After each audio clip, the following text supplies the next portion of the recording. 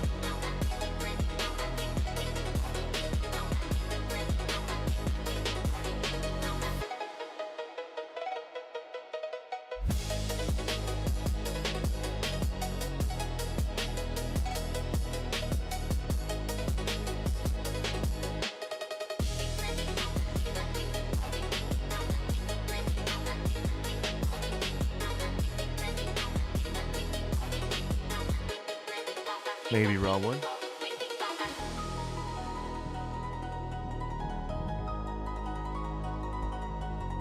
Guess you better stick around to find out.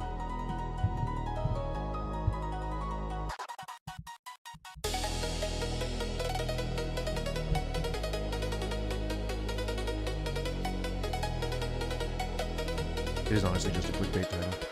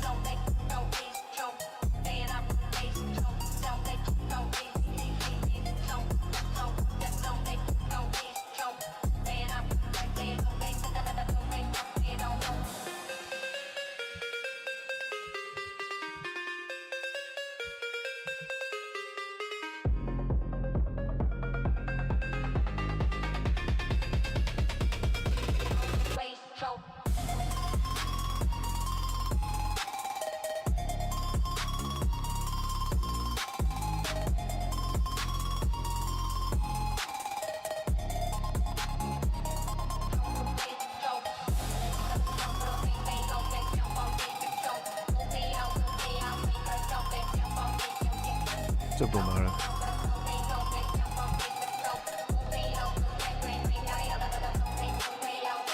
How you doing?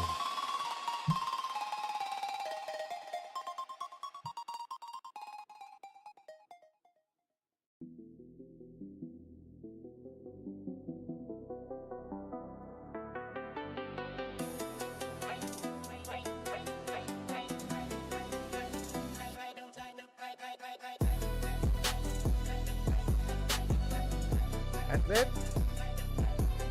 What does that mean? What the fudge? Guys! Guys!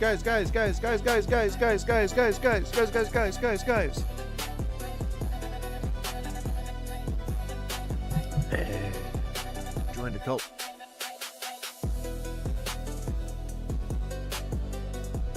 Now, I know most people wouldn't admit that they've joined a cult. Generally, they try to break you of that. But, I'm admitting it. Singing it loud and proud, brother. I've joined a cult. Dear Lord, have mercy on my soul. And he does, Gina. He does have Lord on my soul. Dear Lord, Lord Jesus, Jesus in heaven, Lord Gina. Oh, Gina. I don't know why we brought Gina into this. It's her own damn fault.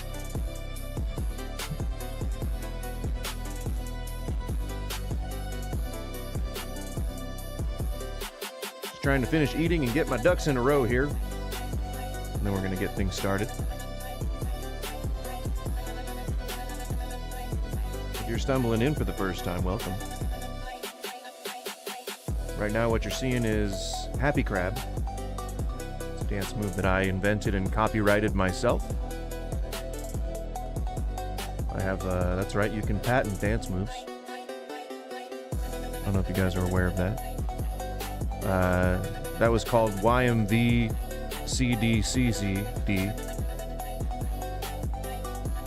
I don't remember what it stands for. But it was pretty good at the time. It was a very effective message. This is called Fish Out of Water. Now that's called Mean Mugging. I don't know if you like that. I don't know if you know if you've ever heard of that, but it's a very well-known dance move from the 1987s.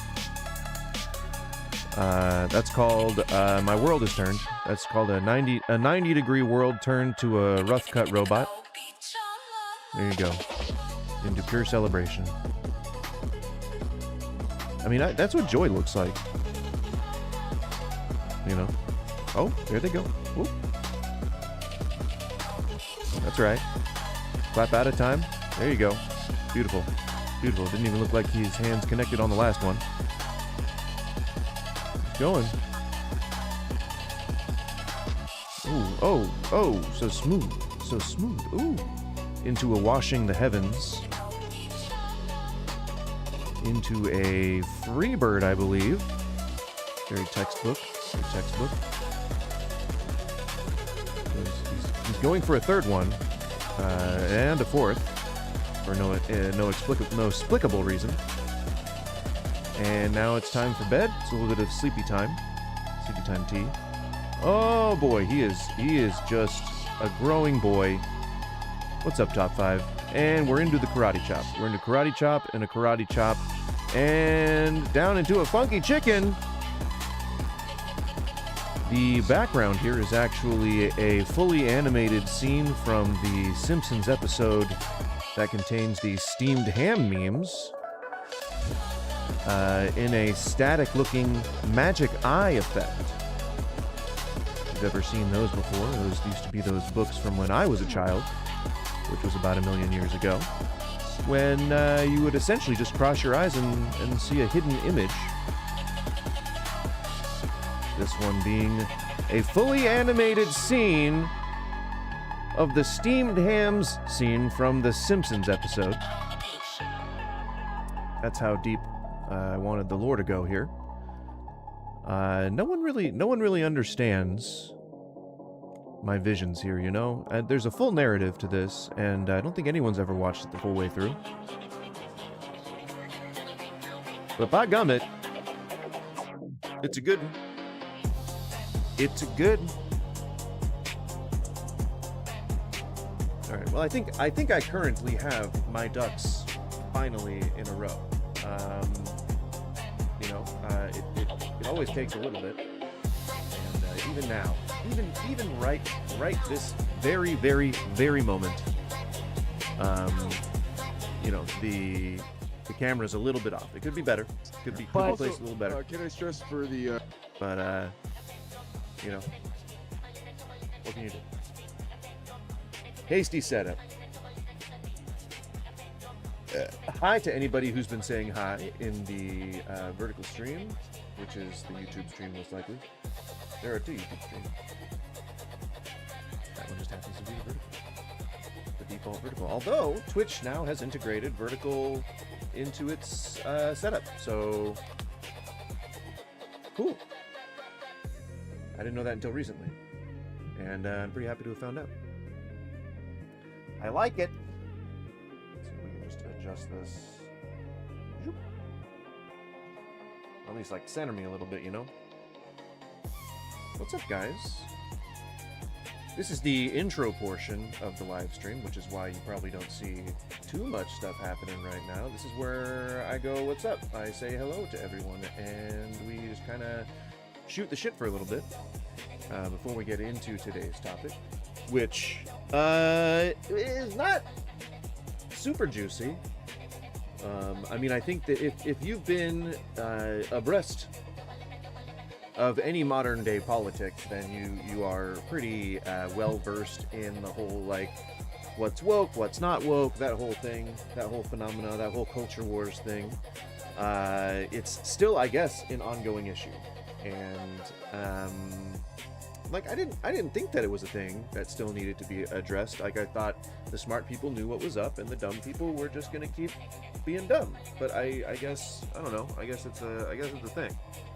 And so we'll talk a little bit about that today. We're gonna define woke for all of you, those of you who are sitting on the edge of your seats, just champing at the bit to learn what the term woke means. And then we're gonna read through some stuff. We're basically going to talk about how I am now part of a cult. Okay, and I'm not afraid to admit it. All right, not afraid to admit it. So stick around, hang out, and we'll do the damn thing. Does it look like I'm zoomed in on the vertical? It feels like I look like I'm zoomed in. I don't know why that appears to be. And everyone just says fuck off. Jesus. That does not sound like fun. What cult did you join? Apparently I joined the cult of woke leftist atheists. That is apparently the cult that I am a member of. I don't know if this is like specifically me, or if this was meant to be a joke, or like not joke, but like hey, look, here's something funny that people will pass around, you know. So we're gonna take a look. It is a thing that I received in my Discord, and we're gonna take a look at it. We're gonna take a look. It's just a short document, and then we're gonna watch some videos that might maybe help us become less woke. You know, hey, maybe I'll even find God today. You know, you're gonna have to stick around to find out. And really, the only thing that's different between the intro portion and right now is just that I lower the music a little bit. Welcome, I'm Goose. What's up? Today we're gonna talk about wokeism. I've joined a cult. Do you want to guess what that cult is? The cult of woke leftist atheism. That's right. I don't know that it's necessarily something that I signed up for. I was never recruited into this particular cult. But, I think I get accused of being in a cult all the time. So I'm going to lean into it, and we're going to embrace the nature of secret societies. And we're going to really be that shady person in the dark who is worshipping Baal or whatever, you know? And I think that's what's going to be able to fuel either. Well, I mean, and you never know. Maybe taking a look deep inside to the world of wokeism is going to shake us loose. You know, get us through the pipe, right? What's up, Sonny Jim? How's it going? Philippe, happy Pride, I guess? It's over, but it's never really over, is it? The struggle continues. So, what is woke? I mean, I think that, you know, a lot of people who are bad at arguing or bad at getting their point across tend to lean on some very strict definitions for words, specifically dictionary definitions, because oftentimes dictionary definitions are sort of broad and vague and really general, which is sort of kind of what they're designed to be. That's kind of how you make a definition that can fully encompass what the meaning of the word is without getting too super specific and alienating any specific areas of study or focus. So I get it. But it's easy to hide behind dictionary definitions. You don't necessarily need those, right? And so, like, if I was to say what woke is, I probably wouldn't go to the dictionary to try and define it. And I don't think that, like, it's entirely necessary that you ignore the dictionary definition, because they're there for a reason, and we can take a look at it if you really need to see it. But the way that I would define woke, if someone was to ask me what it means, how you would define it in my own tongue, and I just pulled up the dictionary definition, so I'm not going to look at that to get any influences. What I would say, I don't want to block the camera either. Okay, what I would say is, woke is a sort of cultural stance that took place recently in wake of the George Floyd killing, and is typically meant to signify that you're aware of the systemic injustices that have been perpetrated against minorities, people of color, and like marginalized peoples like trans and gay peoples and queer people, LGBTQ, whatever. And being aware of it, and then being of the morally social position that you would like to oppose it. So say, like, if I was to be against, like, say, PragerU trying to pass school materials off that whitewash slavery and completely erase, gay rights and civil rights and things like that, if I was to oppose that, that would make me woke.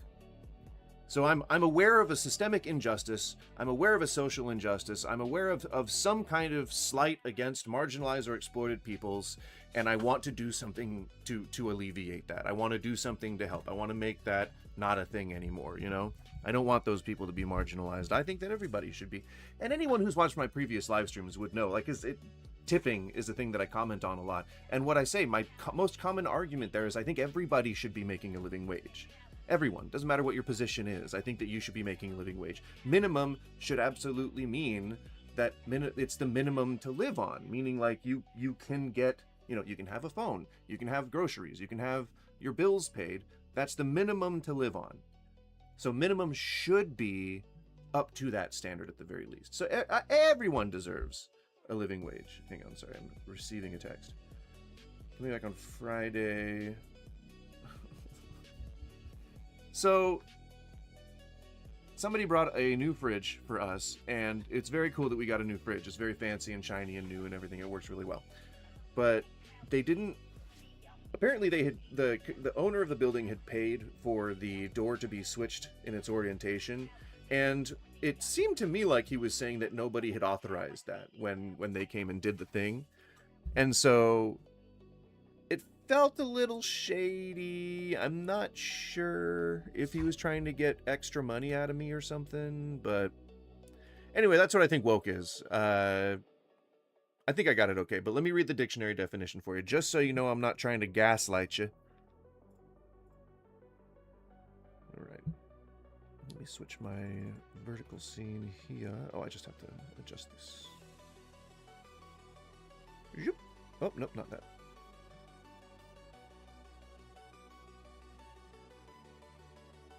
Come on, there we go. Hello.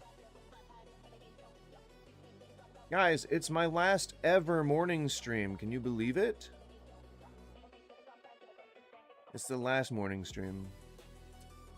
We're only going to be going to night streams from now on. That's actually what the title was about. It's not actually Raw one if you were concerned. All right. Very quickly, we'll just take a real quick look at what the dictionary definition says. Popped a huge pimple on the underside of my butt crack. The thing that oozed out was clear, stick with a little bit of blood. Okay. Go on. Keep giving me engagement. I'm happy to have you. Adjective. Alert to and concerned about social injustice and discrimination. Stop texting me! Can I be a cultist as well if you want?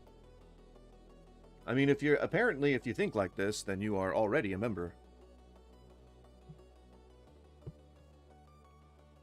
All right, so again, this is a little bit of a tepid definition, I would say. The way that I define it, I think, is a little bit more acceptable, I guess? Acceptable? Let me move this chat window so that you can see this text if you want. I think this is already... There's already a chat in the mobile version, I believe, but just in case, I don't know. I don't know if there is or not. But I want you to be able to read this if you so choose. And I won't move it on the horizontal. Although what I will do is I'll condense this. There you go. Should be easier to read now. Put it in the center. All right. So,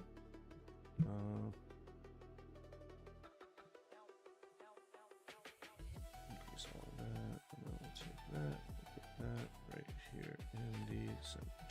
Sorry, I'm trying to organize my space here. It helps me think easier, and it helps you guys actually, understand what I'm saying. All right. So, I received this, not received, but in my Discord, if you're aware. Join the Discord if you'd like. There is a section called Memes and Media. Dipsomaniac, I don't remember who that is. If you want to call yourself out, feel free, but I don't remember who that is. Linked me this. I don't know if they wrote it, and I don't know if it's what they believe, but it's something that was sent to me. So, let's take a look. By the way, join the Discord. I will make a thing. There you go. Join the Discord. Paste. Hiya. Pin message. Hiya. Pin message. And I'll put it in the Twitch chat as well, just in case it's not there. I think it is, but, you never know. You never know.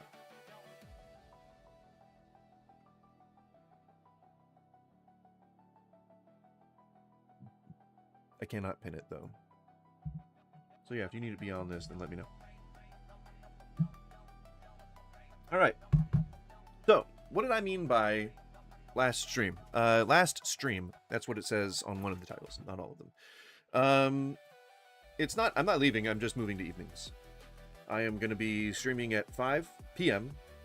Most days, including Saturday. So that's it. That's really the only difference. It's the only thing that has changed. But that really just means that you'll be able to watch me at a more comfortable hour, unless you live across the world, in which case that's probably less comfortable for you. All right, so again, I don't know if the person who sent this to me is the one who wrote it. I simply know that I received it, nor do I know if that's what they believe. But let's just read this. It's not very long, and I guess I'll speed myself up to 1.5 times speed so that you don't have to, since this is a live stream. All right, let's see how quickly I can read it. Hang on. I gotta exercise my voice real quick. Hiya! You got voiceover stuff. Shut up. I splashed water in my nose. It's up there and it's cold. It's refreshing and cold, but it's up in my nose. Really wakes you up. Okay. Dear God. All right. Oh, I wish we weren't still talking about this shit in the year of our Lord 2026, but here we go. Okay. The cult of atheism isn't a claim about atheism itself, it's a critique of what certain online communities have become, particularly in the wake of Atheism Plus and the cultural shifts it brought. Even figures like Derek Lambert, host of Myth Vision, who was once aligned with this movement, have publicly walked away, citing the toxic, coercive culture that now defines it.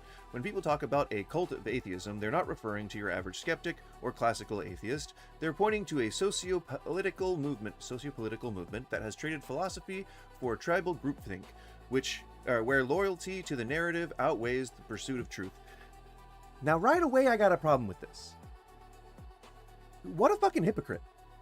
Okay, the author of this is entirely self-aware while writing the first paragraph.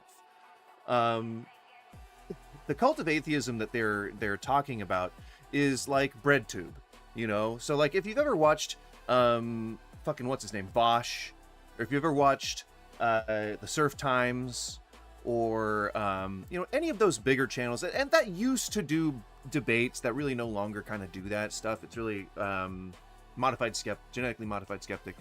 All those people like that aren't necessarily like science communicators, they're scientists or anything like that. They're not really specialists in their field. They just kind of comment on like news and stories and things like that, typically of a political nature. Sometimes they do funny comedy stuff or video game stuff. I'm a little more variety than that, but that's kind of what they're talking about here. This whole thing is just a critique of essentially YouTube and social media. I guess you could say like I don't know what Atheism Plus is. Let me look that up real quick. Maybe it describes exactly what I'm trying to say. Atheism Plus.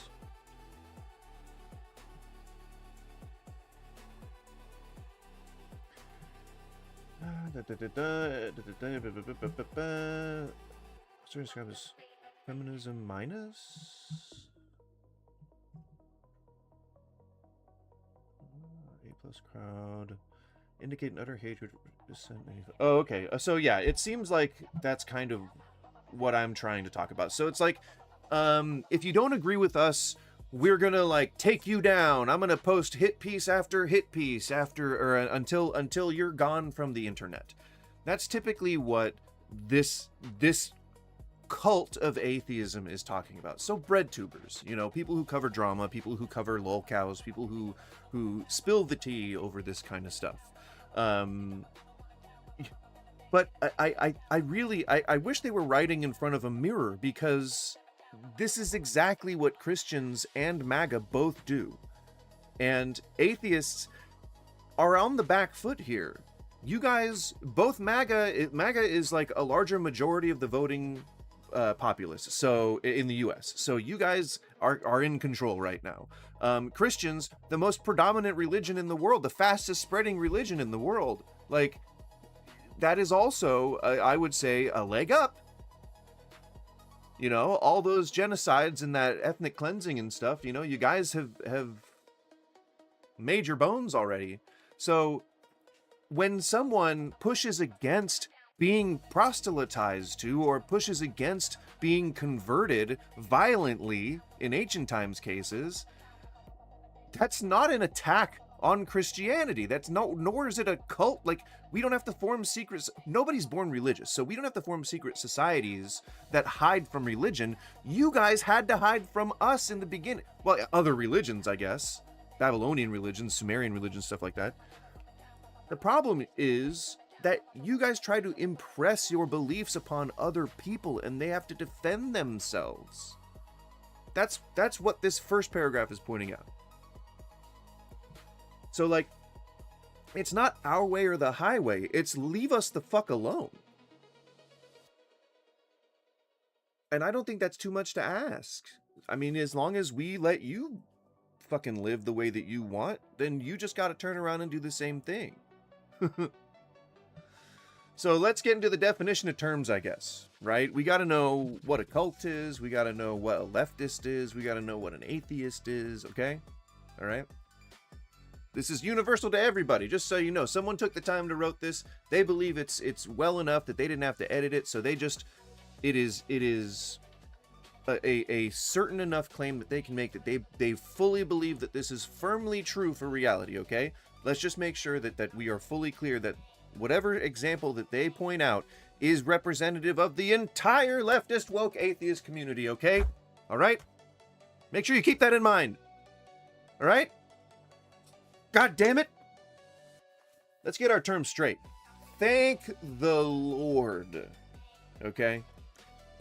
As Steve McRae has rightly pointed out, I don't know who that is. Is he the author of the dictionary? Or is he the guy who comes up with all the meanings for these terms that we're using? We're on shaky ground a little bit already, but I'll let it play. Atheism is not simply a lack of belief.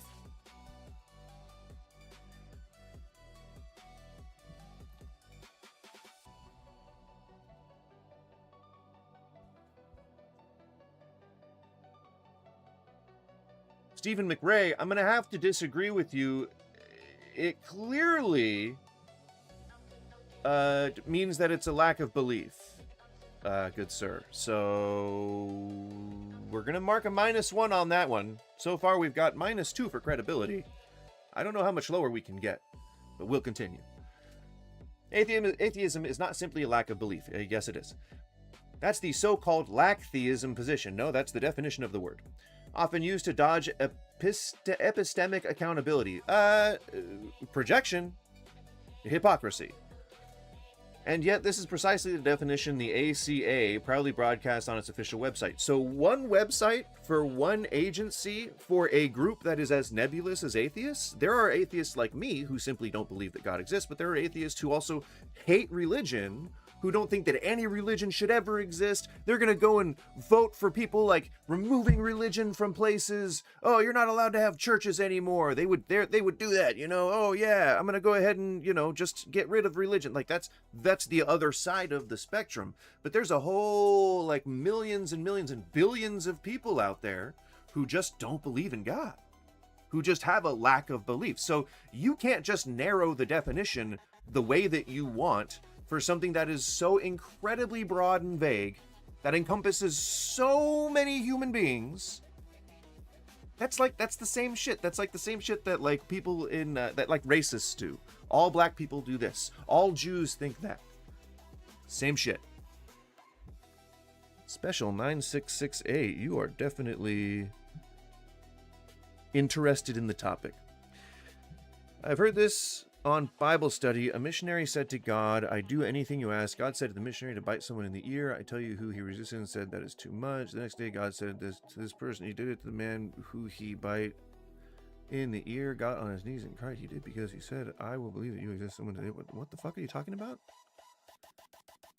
Can you put that into like English? Can you put that into blue collar speak, please? I used to look up Bible quotes. Not used to, I still do, but I don't know what that one's supposed to have to do with what we're talking about right now. So, you know, just like sum it up for me if you can. So again, the ACA is the Austin Council of Atheists, or Austin Circle of Atheists, or something like that. But they like, that's a group of maybe a couple hundred people. And you're using this as a cudgel to justify generalizing millions of people, which again is something that racists do. I would not like to be lumped in with them if I were you. The ACA, again with the ACA, holy shit, also claims... Oh wait, hang on. I didn't finish the paragraph. I barely even started. Sorry. Okay, we define atheism as a lack of belief in gods. This definition also encompasses what most people call agnosticism, which is not something that is anywhere on their website. It's presented almost like a badge of honor, as though conflating belief and knowledge into a single fuzzy category is somehow intellectually virtuous. Well, no. again, it's a defense. It's when people come call and try to convert you into Christianity, that's when you say, oh, no, thank you, I don't believe in God. And then you say, well, why don't you believe in God? It's like, I don't know, I live just fine not believing in God. But don't you want to be saved? Don't you want to not burn in hell? Well, I don't believe in any of that stuff, so that's not where I'm going. But don't you wonder what happens when you die? Well, no, not particularly. Unsheath the sword. Well, now you're gonna find out!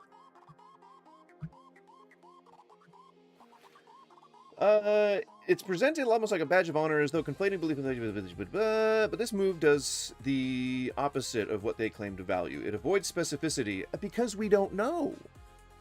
Oh, well, I know exactly what happens when you die.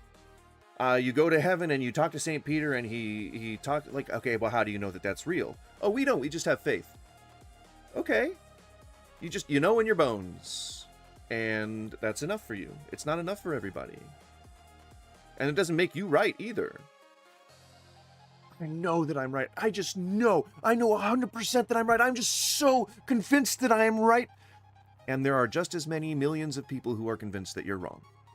And they have just as much of agency and autonomy to be as right as you. Just as passionate as you are. More so, even, there are people who have religions that would kill over their religion, as is evidenced by a lot of the conflict going on in the Middle East. And you're just sitting there in your basement. I know that trans people aren't real. I know they're not real. We have to fight. We have to fight.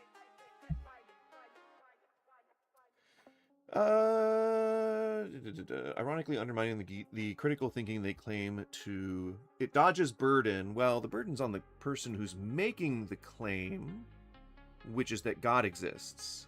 Oh, hey, the wind's blowing? Must be some kind of like geothermal shit going on. Oh no, God did that. Okay. Go on. The ACA also claims to promote secular humanism and critical thinking through outreach, podcasts, and community events. But what we increasingly see is not free thought, but enforced thought. No. Wrong. Only the Bible has a set of rules and edicts that you're supposed to follow. If what you're talking about is like hate speech, like if you're saying that I don't know. I don't know why you would claim that atheism is in any way restrictive. That's gotta be the most shit take I've ever heard in my entire life. Atheism is a complete unburdening of everything. You even said so in your last sentence of the previous paragraph. So either you're disingenuous or you're stupid. The fact is, every once in a while an atheist transfers to Christianity. True. People convert all the time for many different reasons. Why do you think Christians place themselves in positions where people are at their most vulnerable? AA, prisons, hospitals. Why do you think that they've worked it so much that they actually have government contracts with these places for a 501c charity? Or is it 501c? 38c? 501c? Someone confirm that for me. I don't remember the filing. Seems shady. The fact that also the fact that the 12 steps specifically say that you have to give yourself over to a higher power, that's pretty shady, man. So yeah, people convert for all kinds of different reasons. Oftentimes it's coercion. Which is really sad for Christianity's numbers, man. It's not a good look. If I was Christian, I would be somewhat pressed. Because, you know, if you coerce people to follow you, eventually they're going to find out that it's a grift, and then they're going to revolt. You know, even though born-agains are some of the most fervent Christians that I've ever met. The ACA also claims to promote secular humanism and critical thinking through outreach podcasts and community events, but what we increasingly see is not free thought, but enforced thought. Shows like The Atheist Experience, Talk Heathen, Truth Wanted, and now The Line have become gatekeepers for a narrow worldview. 4 channels. How many people in total? Maybe like 100? If we're talking about all production staff, producers, editors, everyone involved, who may not even believe what these people believe, especially editors. So you got 4 channels, maybe 100 people. And we're saying that that somehow is representative of an entire community of atheists. Again, you could bring me 1 million people, and you could say, these people all believe that Christians should be dead. And I would say, okay, I mean, that's not the rest of us. Go ahead, go bring them to justice. Do whatever you think you need to do. Like, that's between you guys. They believe something that is completely aberrant to the rest of us. So why frame it the wrong way to fit your narrative? My grandparents made my dad convert to Catholic to marry my mom. Sex is a powerful motivator, man. Sex is if you have the chance, if basically your family told you that in order to be, God, I'm being such a nosy neighbor right now. If your family told you your entire life that you had to be pious and a virgin until you got married, and you have hormones like a normal person, you're probably trying to find ways, or you repress, but you're trying to find ways to pound on shit. You're trying to find ways to like get around, get through the loopholes, figuratively and literally, and you know, get your freak on. And if you deny those urges, it's gonna come out in weird ways. Why do you think so many people have such weird fetishes? Especially since the 50s, when we had the nuclear family. Wives aren't on speed anymore. They have dreams again. And they're dreaming about some shit. The power is not the church because Jesus only helped people. Okay, demons are removed, which is power play, but helping is not power. First, how do you know that Jesus was divine? Second, how do you know that demons ever existed or do exist? How do you know that beyond a shadow of a doubt? How do you know that God is not just a demon speaking in your ear? How do you know? How do you know for sure? I know it in my bones. Yeah, but you got to take it on faith. And he's called the great deceiver for a reason. How do you know? You won't know until you fucking die. Isn't that scary? No, because I've got faith. Okay. It's not just anti-theist, but dogmatically progressive. See, there's the thing. There's the secret that has sort of subtly revealed itself. This paper clearly, just and calling it a paper is very generous, just wants to make a point about progressivism. They don't like woke leftist atheists, and they're trying to make an empirical study, again, being very generous. They're trying to make some kind of study that takes a very small sample size of only sections of an entire group of people that encompasses all different kinds and backgrounds. Just because you're mad at progressivism. Come on, man. Progression is good. Why do you think it's called progress? It means we're moving forward. Conservatism. What do you think? Why do you think people call it conservatism? It's because you want to conserve your way of life, your classical view, the view that you grew nostalgic over, the standard of life that you've become accustomed to, the beliefs that you have held for such a long time being called into question.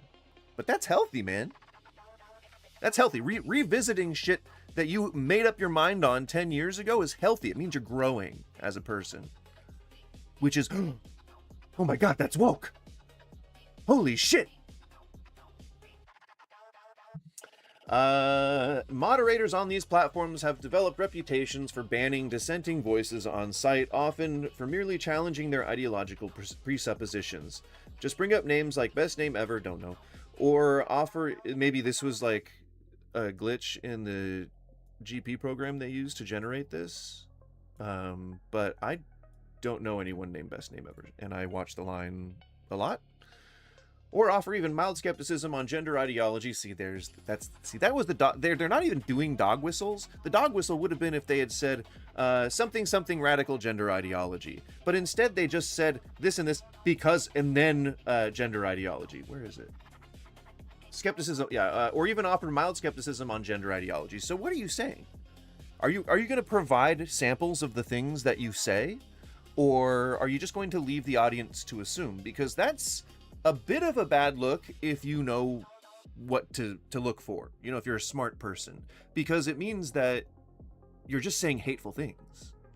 If you just say hateful things that deny the existence of actual like groups of people that do exist, And I mean, like, even if I'm to steel man all of your arguments, like trans people don't exist. Yes, they do. Human beings exist. Even if you believe that it is a mental illness, or even if you believe they're crazy or they're weird, no matter what you believe, they are still people.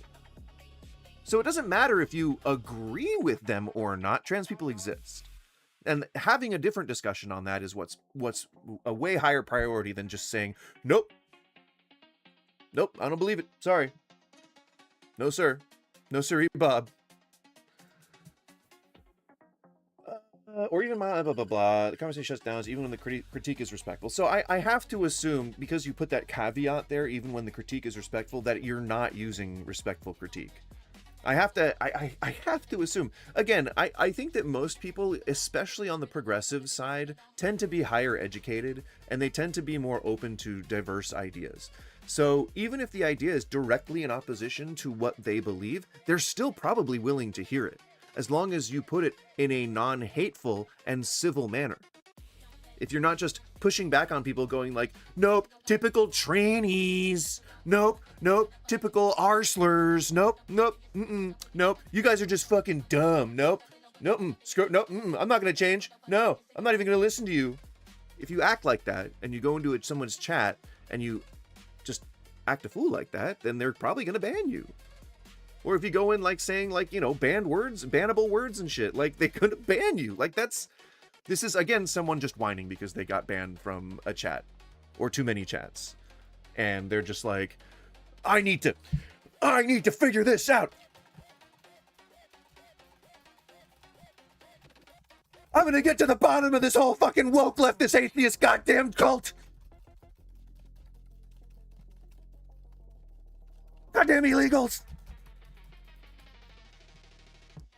And then your circle accepts you because they're equally hateful, and because you can all get together and talk about how much you hate just fucking specific groups of people. That's a support group. So just so you know, that's called psychology. That's actually what therapists can do for you. It's a little more expensive than a hobby, but they're more qualified, for sure. Especially if you're gonna go and write something like this. I went into a place I don't like and now I'm upset. Where'd you go? Did you go into a store that you're unfamiliar with and you had to look for something obscure like fig jam? And then you're like, I don't know where the fig jam is. Oh my God.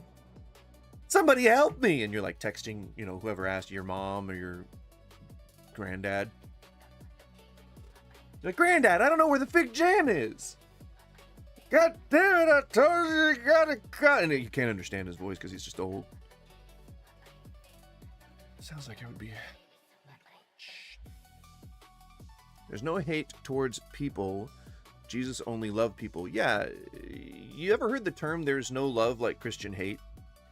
Or there's no hate like Christian love. You ever heard that before? People say it for a reason. It's because you come off like trying to love someone while genociding and ethnically cleansing nations. And I mean, Jesus is not Christians. Jesus was Jesus. He was a person who is not here right now. And the people who represent him are kind of fuck asses, if you'll forgive the term. Sometimes. Can be fuck asses. Can kind of on occasion be massive fuck asses. Especially exploiting people and converting them in their most vulnerable states, just like I said before, which you kind of seem to have ignored. Just saying. This goes beyond content moderation. No, it doesn't. If you are making a toxic and dangerous community for the other chatters, then they will ban you. That's how all chats work for all live streams. If you go in and you're not an existing member of the community, and you go in and you try to say stuff in opposition to whatever they believe, doesn't matter what, and it gets heated at all, likely the antagonizer will be the one who is banned. That's literally how it works. That's how moderation is specifically designed. So yes, it does stay within the confines of content moderation and does not go beyond. Good sir. Your paper sucks so far. It reveals a deeper problem. Selective skepticism. Nope. Not really. Is skepticism in what? You're encouraged to question 2,000 years of theology, but not the sacred tenets of the modern progressive ideology. Well, no, you see, when somebody does science and we discover a new thing, our job is to incorporate that into whatever our current belief system is and let it change that current belief system if it goes against what our current beliefs are. I don't know how I'm supposed to be explaining this to people. Like, this is for kids. This is something that kids learn. You know, the reason why we get to the places that we are in science is because we've tested things. And when we learn new things, we incorporate them into the cultural zeitgeist. That's how humans work. That's how we spread ideas. So when the scientists, when they publish a paper and they send it on down to the public, when it's like peer reviewed and all that kind of stuff, when it's solidified, when it's been tested and reproduced, and people find it to be sound, then the cultural zeitgeist changes. The cultural knowledge changes. It's then disseminated through medical journals and then doctors to their patients. You know, like, that's how we learn new things about our bodies and about how our bodies work and about how to keep ourselves, you know, functioning on this planet. So we're always questioning the current science because we're always learning new things that teaches us shit that we didn't know before. So there is no like unwavering belief in scientific methodology that defines how progressive ideology works right now. There's no like just set standards. We only just had the fucking LGBTQIA alphabet bullshit. We only just had that like of the last 10 years. Like, we didn't even have most people like saying anything about LGBTQ. It's like, oh, that's a gay dude, or oh, that's a gay girl, or like, oh, Tommy had a sex change operation, now Tommy's Tina. Like, there's no trans terminology. Like, there wasn't any fitting, you know, like LGBTQ acceptable like terms or anything like that. So shit evolves over time, and like, that's literally us questioning modern progressive ideology by conducting new science and applying that to the culture wars, the discourse in the culture wars. Fuck, man. How do you just ignore most of recorded history in order to make your point? Do you think people just exist parallel to Christianity and they're just sitting there like just existing and not doing anything with their lives? Like, we're creating fucking futuristic technology over here, man. You guys are still reading the same book. Jesus. If you'll forgive my my words, there's no culture wars, there's only spiritual battle. If you see it as a battle, that creates a wedge between us. You see what I'm saying? Like, we just want to live our lives. You guys want to kill us or condemn us to hell. Do you see what I'm saying? Like, that's the problem. We didn't start anything. Christians started it. Like, that's what we're speaking from, a place of taking defense against you guys. So that's the fact that you said that just proves that you guys think that you're in some kind of a war against the people that you don't agree with. Do you know how easy it is? Like, how easy it is. I mean, I'm being sarcastic, but do you think that it's easier or harder to find common ground with someone who wants you dead? Which do you think? And then like, MAGA would tell me, well, you know, well, I'm not myself. I'm a gay or anything, but like, I don't really label myself. But like, if I was gay and I was trying to have a debate with a MAGA person, one of the most common things they say is like, just go to Iran, they'll throw you off a roof. First of all, that's not happening in mass. But secondly, like, I can still want, well, whatever. I'm just going to go off on a whole tangent there, but I don't really want to. It doesn't matter. It doesn't matter. Like, it's not easy to relate to people who think that you're a demon, or who want you to die or be condemned to hell, or who save you on pain of going to hell. Those are not good stances to take. Those are not humanistic stances to take. And you may not want to be a humanitarian. You may just want to be a hateful person who just wants people to burn for all of eternity, but I don't particularly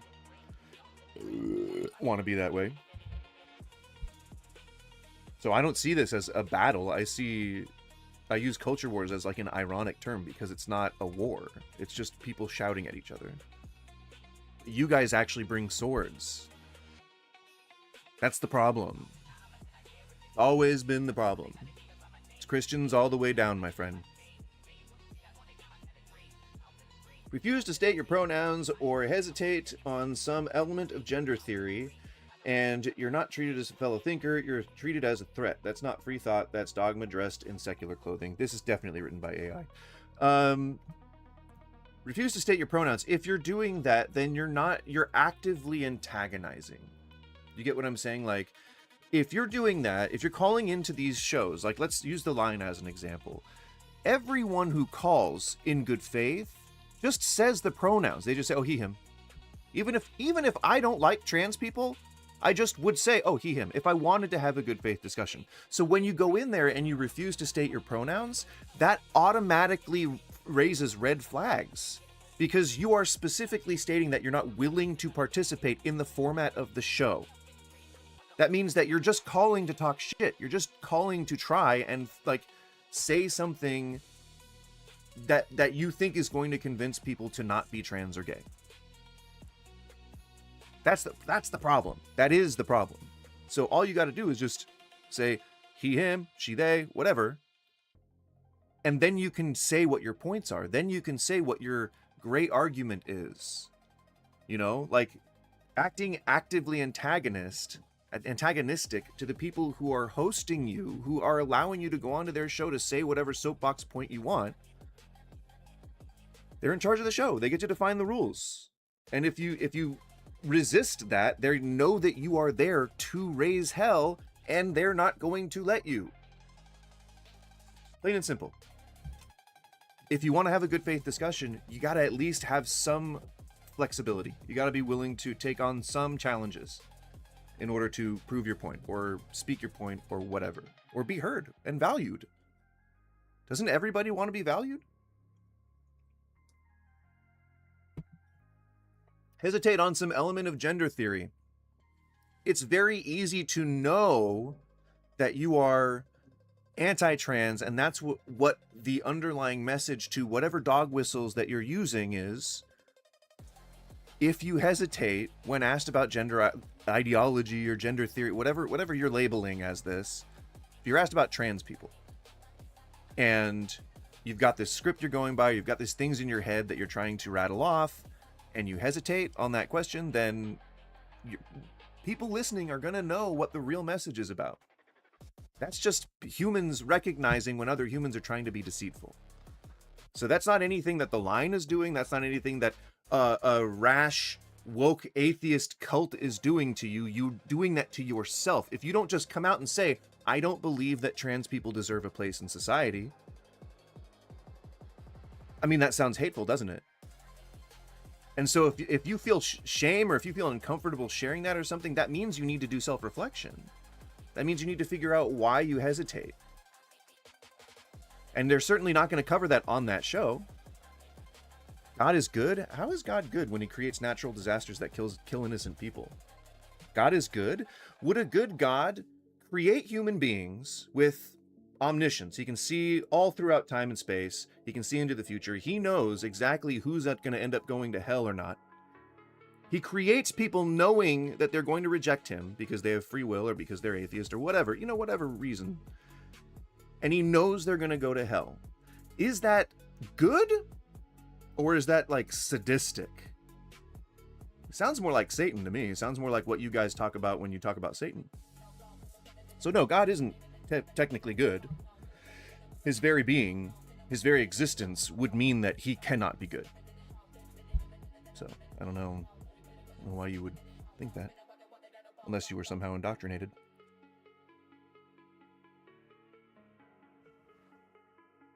Could it be? Could it be? The calls are coming from inside the house?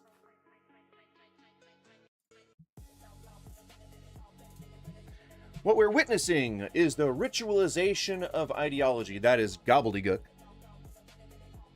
Unless you can define that, it means fuck all. The cultic behavior doesn't emerge from atheism as a metaphysical position. It emerges from the cultural surrounding figures like Matt Dillahunty. From the culture surrounding figures like Matt Dillahunty. For some reason, he's become less a debater and more a guru to the pseudo-intellectual. Right, so you don't like Matt Dillahunty. Okay. It doesn't mean that what he's doing is forming a cult because he debates on his channel with theists. People follow him. You guys know that like public figures are followed by people. They're called fans, and they'll typically follow your work, and they'll typically support you when you go do things. It's really not that weird. Really not really a cult either. They don't shun their own members when they disagree. They allow diverse thought and questioning and stuff. So I don't know. Being valued. God values people. You don't know that God exists. People value people wrongly compared to God. You don't know that God exists, and so therefore you don't know how he values people. You're not addressing anything I'm saying. You're just saying what you want, which is not how a discussion works. Special. If you want to actually have a discussion, I'm happy to do that. But you're just kind of seeming to preach at the moment, For some, he's much less a debater, yada yada. What? How dare you, music? Sorry, I have to pick something new. Come on. All right. Rest assured, no matter how fallacious the argument, Matt's followers will naturally allow such forthcomings of Matt to go unnoticed. Yet, fans will typically agree with you even if you're wrong. That doesn't mean that they're representative of the entire scientific community, that they're representative of the entire community in general, or what the majority of people think, which is typically in agreement with that. Typically in agreement with what Matt Dillahunty would say on occasion. I'm just saying. Is the live stream thing clickbait, or are you done? I'm moving to evenings. I will be working on videos during the day, and so I'll be filming all of my actual production value level stuff during the day. I'm just gonna try it for a while and see if it works. And then in the evenings, I'll be settling down to stream. Because it takes way less energy to just click a few buttons on and put a thumbnail together and stuff like that than it does to set up the green screen, to set up all my cameras and tripods, then to get stuff filmed, read a script, get it, make sure that I have all of the takes done. I have 3 videos I need to make. Goose is wrong about WoW Classic, but he doesn't represent the WoW community. Exactly. Most people agree with me, though, that WoW Classic sucks. Don't check up on that. WoW's a dead game. Yeah. His followers, often self-styled rationalists, frequently parrot his arguments without understanding their structure. Disagreement is met not with discourse, but derision. Debate becomes a loyalty test, and fittingly, Dillahunty's own show is called The Hang-Up, a name that seems more prophetic than intended. No, that's what was intended. I don't know why you would miss the joke intentionally. You're stepping into the path of the bullet when you do that. That's dumb. Okay, I bet you get more viewers in the evening. I think so. But I'm probably going to be more passive in the evening, and plus my wife will be sleeping, so I won't be able to be loud or anything. I won't be able to speak at full volume. I don't know how the hell I'm going to do it. You think you do, but you don't. I do what? I do what? And I don't what? You didn't say anything in response to what I said, which is, how do you know that God exists? How do you know that demons exist? How do you know that God is good? Like I said, you're not having a discussion. You're really just talking at me, that's boring. So probably change that before you get banned, I would say.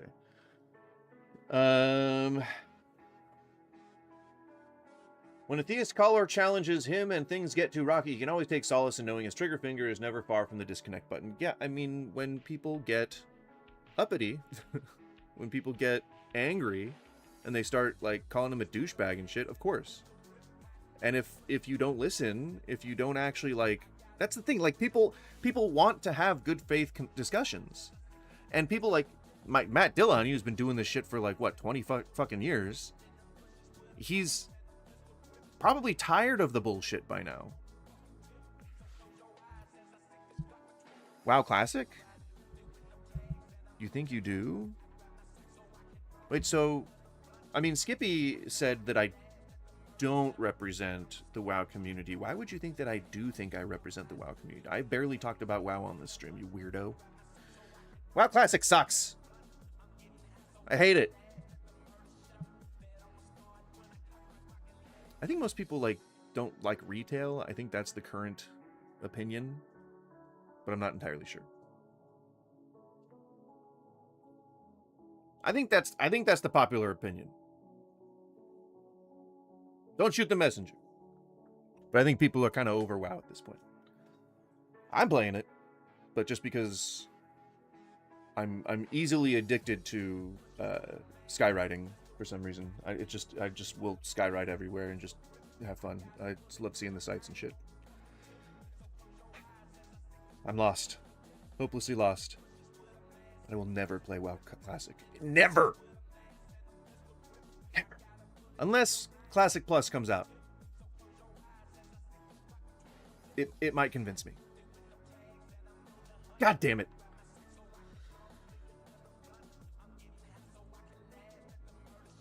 And then there's the ideological litmus testing around LGBTQ plus identity. On some shows, callers are asked for their pronouns as a prerequisite for respectful engagement. Yeah, that shows that you're willing to engage respectfully. Yes, I'm surprised that you were able to say it and yet not understand what you wrote, or I guess what ChatGPT wrote.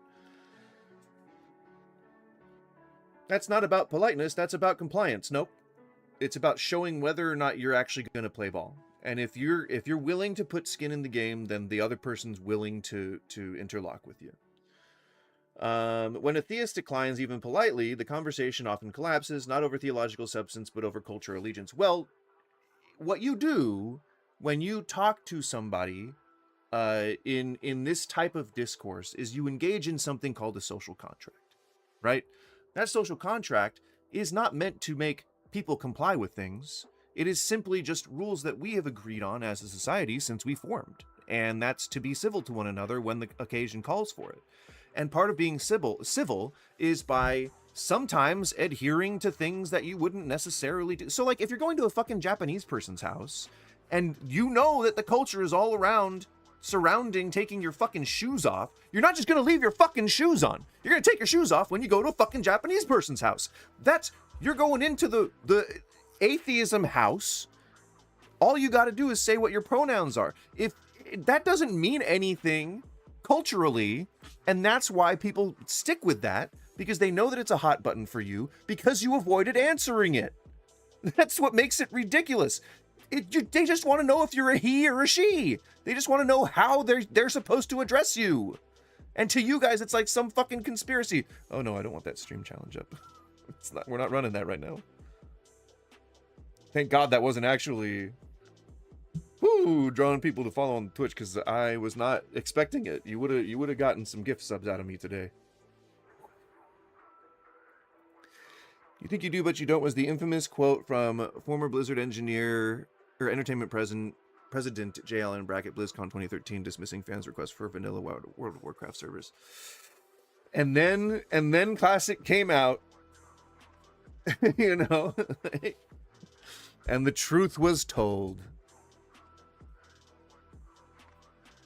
So no, it's not cultural allegiance, you fucking asshole. Like, it's because we're just all members of the same fucking human race, and we're all just trying to goddamn talk to each other. And to make it easier to talk to each other, they need to fucking know if they're gonna say, oh, this guy's nuts, or this girl's nuts.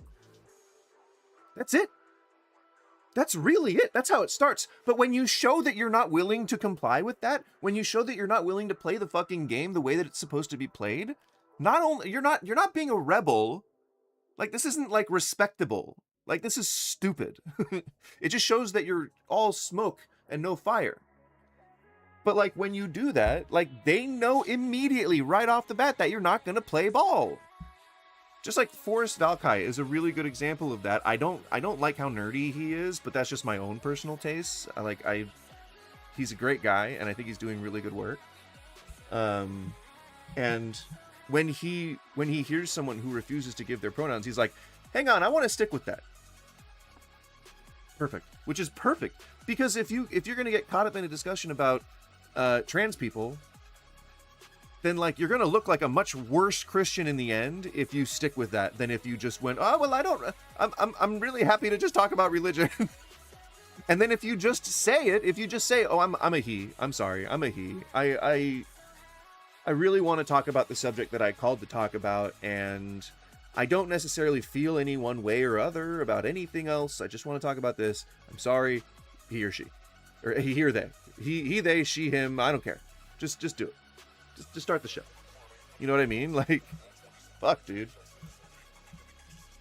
But the ideology doesn't stop at atheism or gender identity. It extends deep into the political sphere. Yes, everything that surrounds our culture is going to be political in nature. The people that say, oh, well, I'm not involved in politics. Yes, you fucking are! Did you buy a fucking Starbucks? Then you're engaging in politics, global politics, in fact. Like, come on. That's such a strange way to look at it.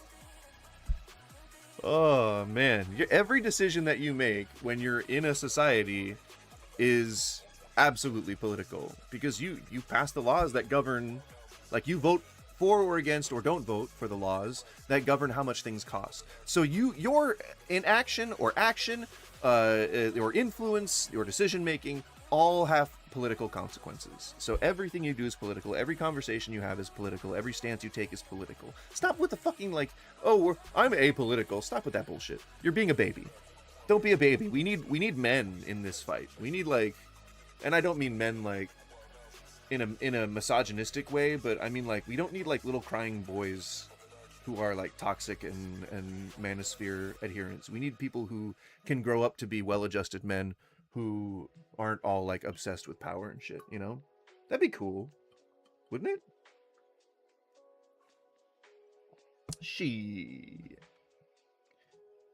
These communities have fused with what's commonly referred to as the woke left cult, which, if you're just using the words to define the words, I don't think you've done a good job in writing a paper.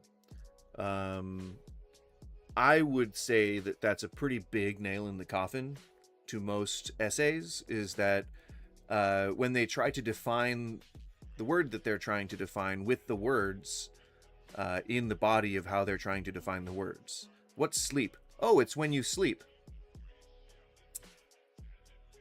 Thank you. It doesn't tell anyone anything. What is the woke left cult? What is woke? What is the left? What is a cult?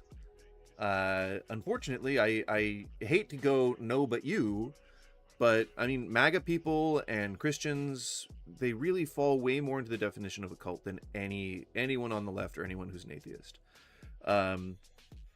Like Christianity was the world's biggest cult for a very long time.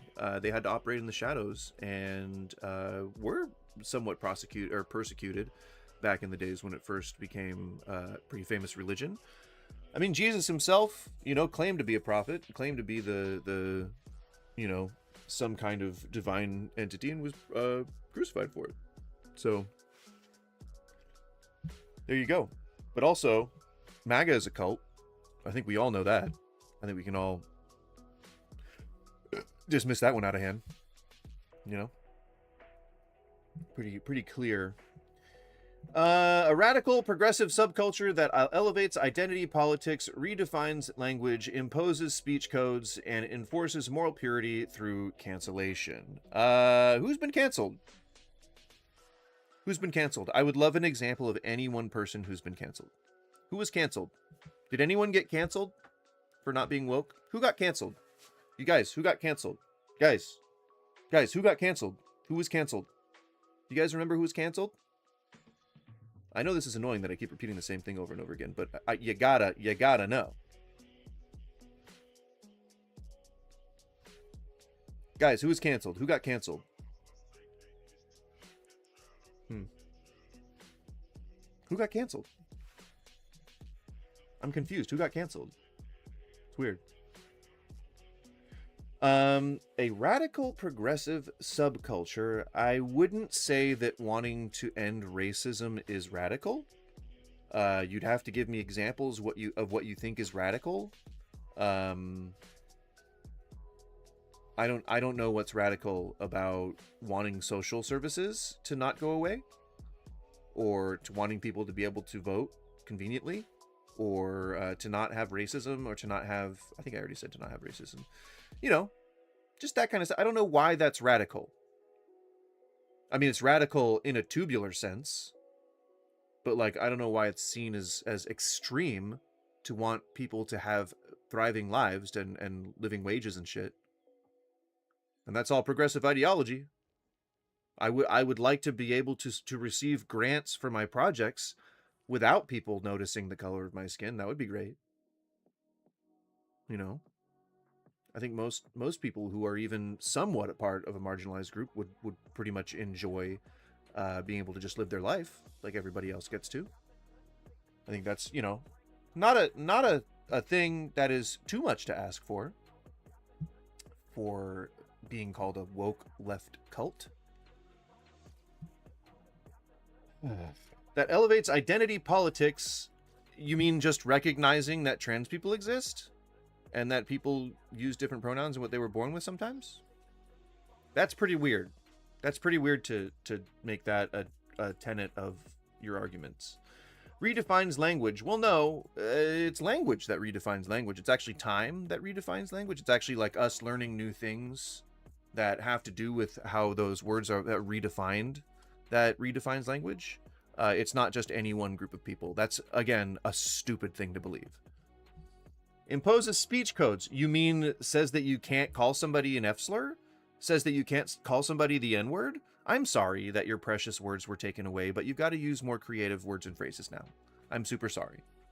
But those are hateful words. And if you try to argue that God's real and that he's loving, then you probably shouldn't be saying hateful things. So no, that's the only speech code.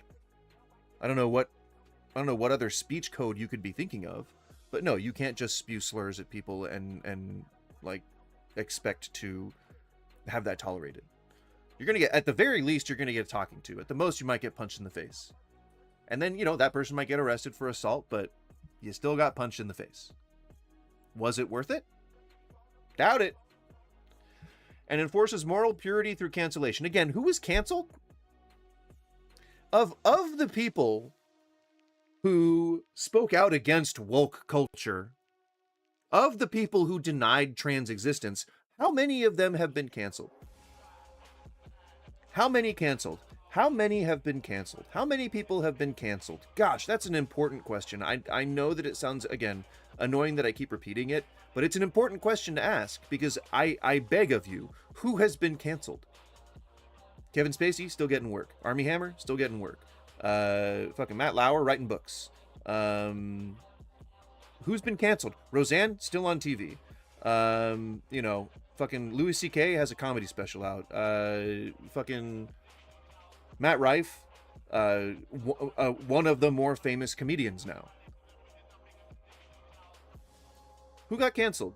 Who was canceled? I'd love to know. I'd love to know who got canceled in the great canceling.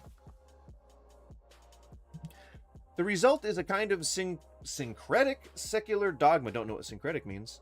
Part atheism, part critical theory, part authoritarian, progressive, authoritarian. So wanting people to have agency is somehow authoritarian. Wanting people to have control over their own lives and destinies is somehow authoritarian. Wanting people to have living wages so they can be more free is somehow authoritarian. Taking money from corporations and putting it into people's pockets, that's somehow authoritarian. Wanting social services, like wanting our taxes that can go to the military, but then can also be diverted to social services, that's somehow authoritarian? Dishonest, man. Fucking dishonest. It's not just about believing there's no God. Yes, it is. And you've now turned it into something else that it never was.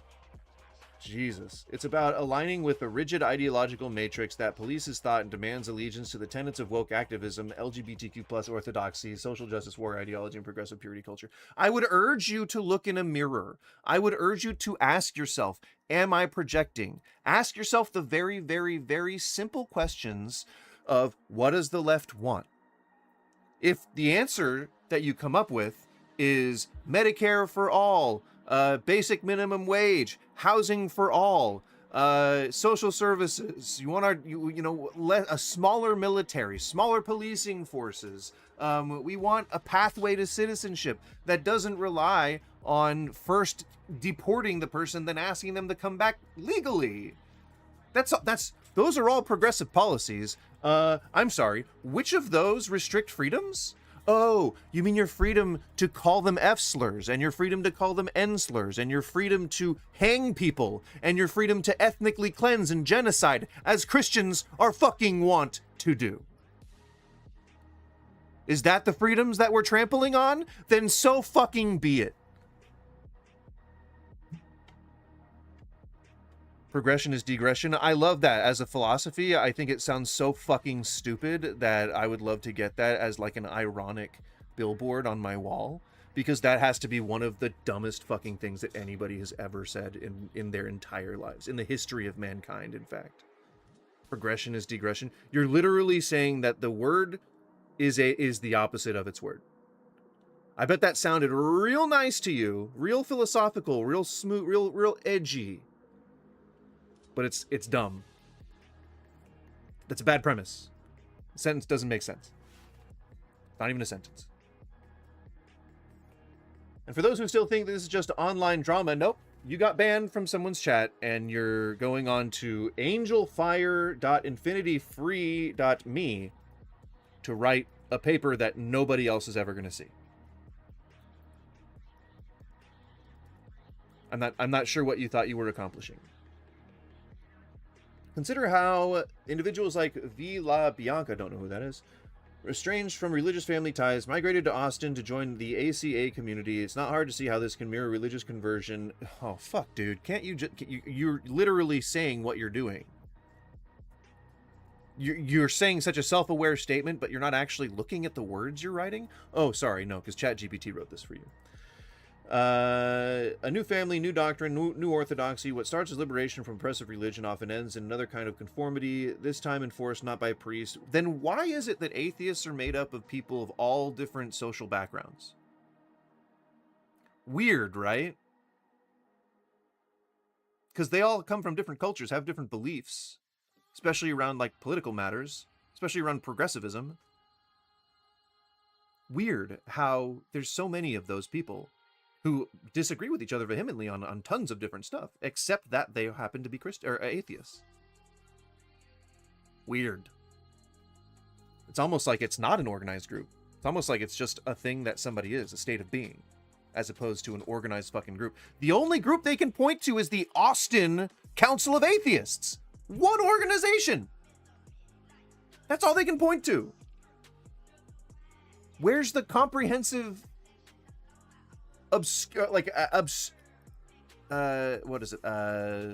scouring of these people, you know? I thought this was an expose. I'm agnostic. I don't know, and neither do you. True. And if that's what agnostic, if that's what it was on its face, then I think I would call myself agnostic. But I don't hold out for a chance that there's something. It's just not there. You know, like I'm not claiming that it's gone or that it is disappeared or anything like that, but I can't know. I don't think I'll ever know. And so I think it's just easier to not really care about it, to just consider it a void, right? I don't know.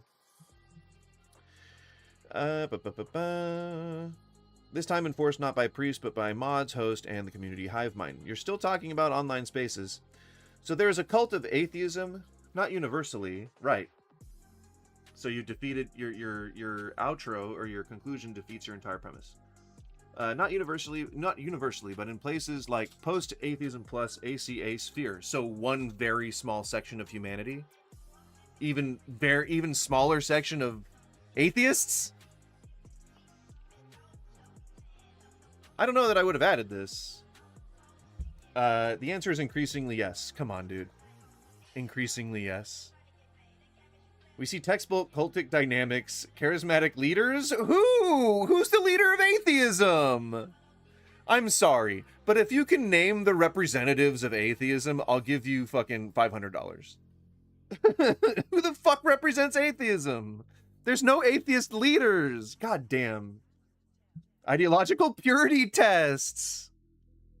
Excommunication of dissenters. You mean getting rid of hateful people from your community? You guys fucking said since the 50s, if you guys want to be gay, just go and form your own community.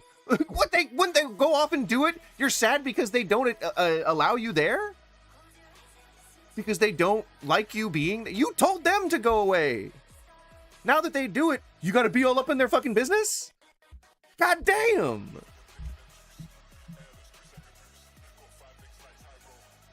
Militant demand for compliance. Jesus fucking Christ. The great irony of movement that once prided itself. Yeah, because we make people go to one specific place every Sunday. We make people read from a fucking book. Jesus Christ, you goddamn hypocrites. A movement that once prided itself on free thought now polices thought, armed not with scripture but with Reddit karma, block buttons, and sneaky Twitter threads. My god. It's always some conspiracy. It's always some fucking persecution. You guys are always such whiny fucking little babies that can't function by yourselves. You gotta have Big Daddy God take care of you. Smite him, please, Daddy God. Smite him. God. What was once a rebellion against dogma has become dogma itself. This is the word. Like, this is the person who wrote this in 6th grade? Was this supposed to be like their manifesto? God damn, dude. It's pathetic. This was written by AI, first of all. Second of all, it's bad. It's real bad. Dipsomaniac, again, I remember that you had a different name in my chat, but I don't remember what that is. If you ever show up again, just know that this is or if you're showing up now, just know that this is a bad paper. If you ever see this, just know that this is a really bad essay. This is a really, really bad essay. I don't know if you're showing it to me because of how bad it was, or because this is what you believe, or because it was your writing, but it was bad. Really, really, like, just very bad. Largely and encompassingly bad. Your issues of having been banned from a couple of online chats does not mean that you have any comprehensive knowledge of atheism or how atheists work. You simply had a bad experience, and you just need to process that experience and move on with your life. Any other questions? Anyone have a question for me? For the woke cultist? Does anyone have a question for the woke atheist leftist cultist? I'm gonna go pee for a second. I'll be right back. Yes, I'm wearing shorts. Don't look at my butt! Or do. Don't!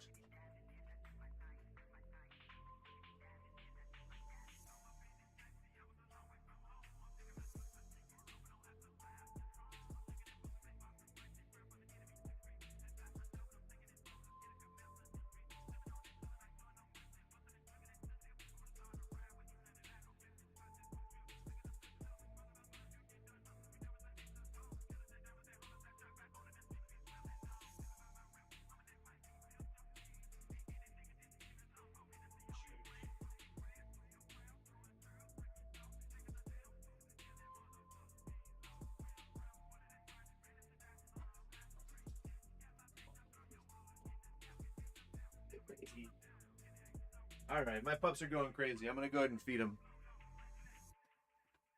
The left has many good ideas, but the problem is the fundamentals are wrong. They say they love people, but in the end, they aren't helping them to remove themselves from God and to a self-serving economy. That's the thing. If you took religion out of it, then all you'd have left is the left helping people. It's weird how that works, right? It's almost like Christianity is fucking stupid and actually hurts people more than it helps people. It's weird. It's weird how that works. So weird. I'm gonna feed my dogs. You go ahead and think about that. I'm gonna feed my dogs. Don't be hypocrites.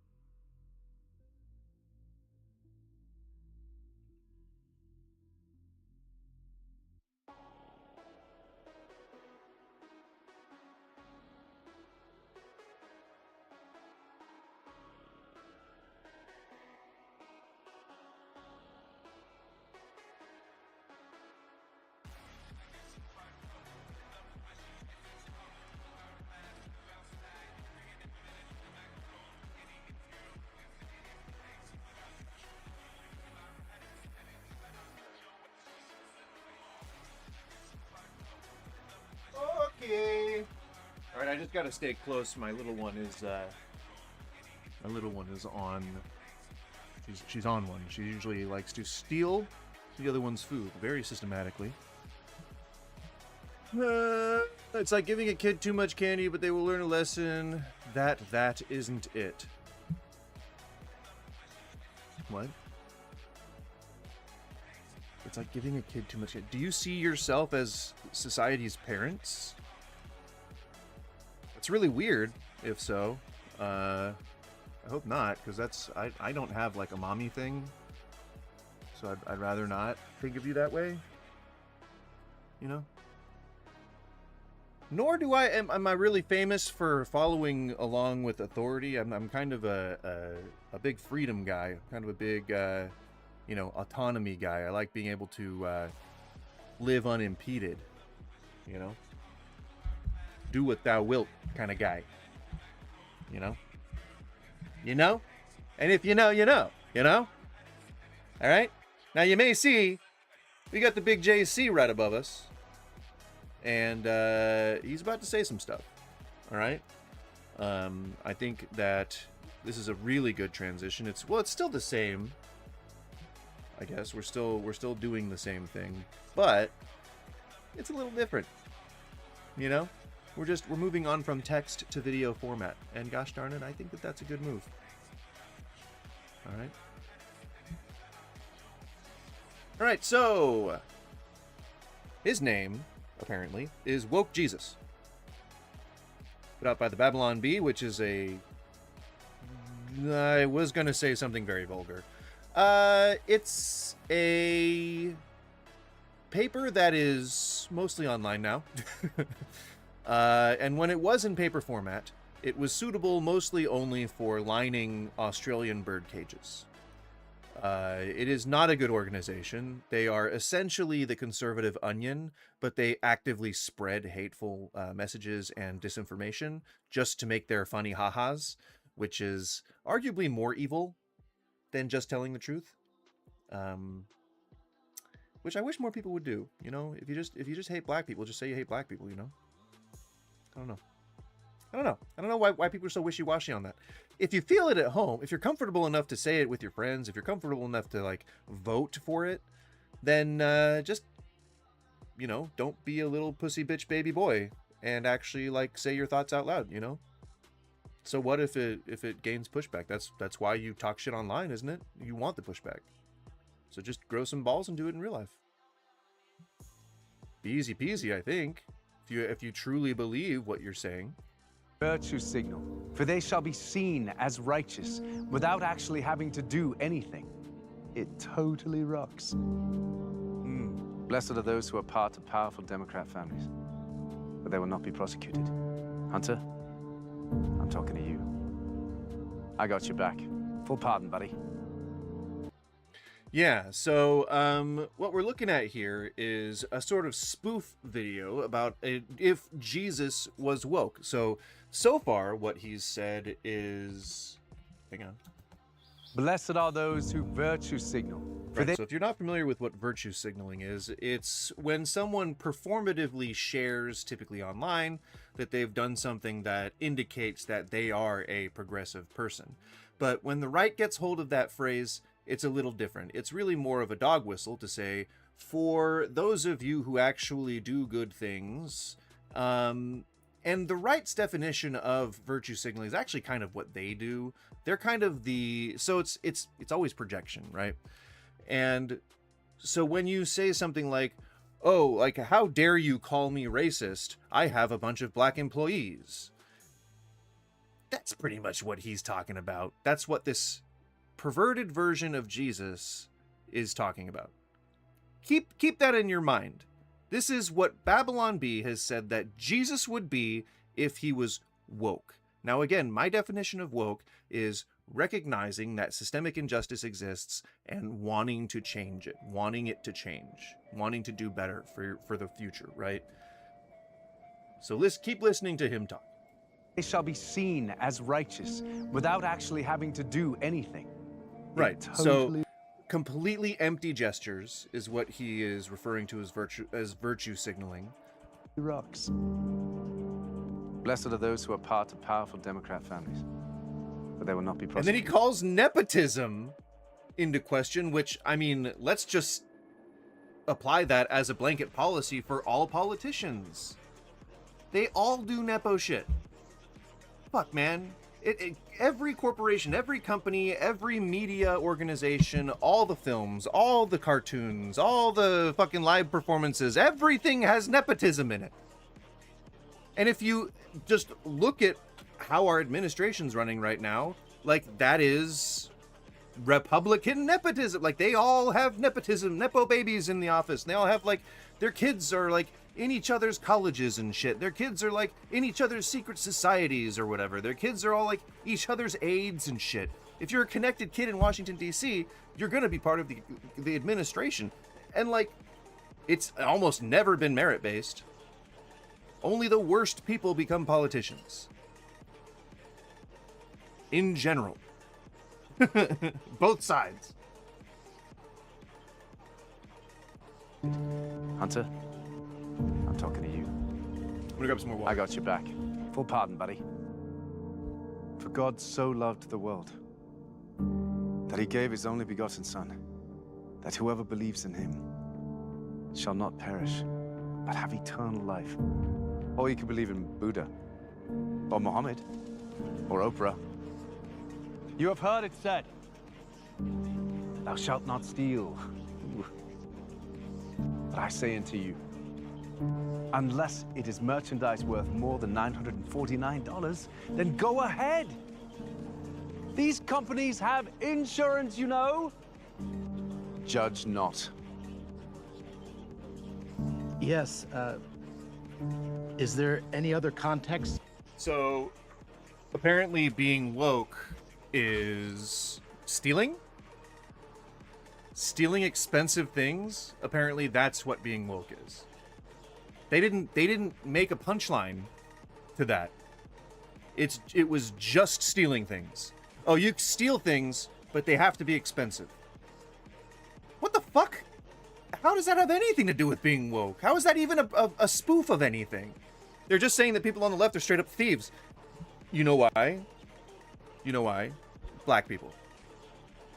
They're racist. That's all it is. It's just they're just racist. They think that black people are criminals because that's the stereotype that's associated to them or attributed to them, and there you go. That's it. That's all they need. All they need is some distant fucking stereotype to base a point on a very well-produced spoof. Goddamn. Insurance, you know. Judge. What else was it? Merchandise worth more than but I say unto you, thou shalt not steal. You have heard it said that he gave his only begotten Son, that whoever believes in him shall not perish, but have eternal life. Or you can believe in Buddha, or Muhammad, or Oprah. Yeah, Oprah is not a god, nor is that a thing that, like, would be included in the pantheon of gods. Like, you can worship whoever the fuck you want. Like, even Jesus would have recognized that there are other religions. They're not fake or made up. That is insane to say. Religions existed before fucking Christianity. That's for damn sure. You guys didn't make it up. You didn't make up the whole concept. And it's only in your story that you're God's chosen people. Bruh. You have heard it said, hundreds of years ago, under reparations to end. For tomorrow the government will take care of you. Good for you. You murder. You've heard it said that. Where the fuck? How long ago? What? Were donations. Whatever happened to them? Man does not live by bread alone, but by oat milk lattes. May I walk? Or you Did I believe go in way far? Confucius, or Joseph Smith, or Judge not. There we go. Jesus Christ. Ever. Or you believe in Confucius. Well, no. I mean, everyone judges everyone, like, all the time. I don't know that you can exist on this earth without somehow being judged at some point by somebody else. That's ignoring reality. Confucius, or Joseph Smith, or L. Ron Hubbard, or Tom Cruise. Yeah, so labeling all of the like the other two world's biggest religions in with Scientology is a specific kind of this vitriol towards those other religions. You think that they're fake and that they're like pseudo science, or they're not, like they don't deserve to exist, or whatever your stance is.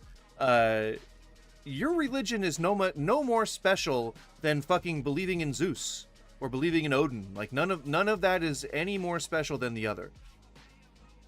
They're all trying to put something that you can't explain into words. That's all it is. And saying that you're the only one that is real puts you at a very evil place. It puts you in a very like exculpatory place where you're taking whole sections of humanity and you're saying, you know what? I don't think you get to exist. No. Yeah, I don't think so. And that's where things like the fucking Crusades come from. Not a good look, guys.